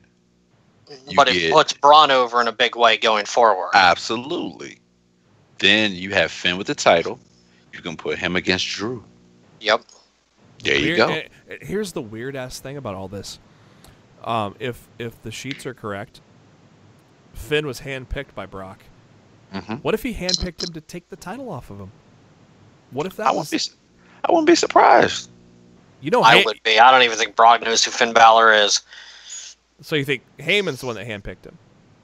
Well, Heyman. I would say that's 100 times more likely than Brock doing it. Yeah, Brock doesn't give a shit. Brock doesn't give a shit, right? Show up, get paycheck. Heyman has expressed that he loves Finn. What the heck? Heyman jumps on the bandwagon of Finn, and we're all getting ourselves hyped over nothing when we all know Brock's winning on Sunday. We get Heyman jumping on Finn's ship, and we get Bullet Club Finn with Heyman as his manager. Ooh, would that be fun? That'd be interesting. This weekend needs to hurry up. Ooh. I got a long weekend. Needs to hurry up and get here and disappoint us all. That's true. No, because Saturday won't disappoint us. That's true too. Saturday never disappoints us. No. Yeah, that's true. No. I meant more Sunday. Yeah, the only disappointment I've had on a Saturday is crying to Matt because I didn't get to go to Brooklyn. Mm-hmm. I felt for you, brother. I was drunk as shit. Man. And then JB leaves on Thursday. He gets to have fun. He gets to see the ocean. And my flight. I leave for the airport in roughly 27 hours. So nice. That's already coming up, man. Well, that's gonna do it. Check in, bud. That's gonna do it. Oh, I will. I'll post pictures on the site. So that's gonna do it for the longest edition of Lost in the Midcard in the history of our sport.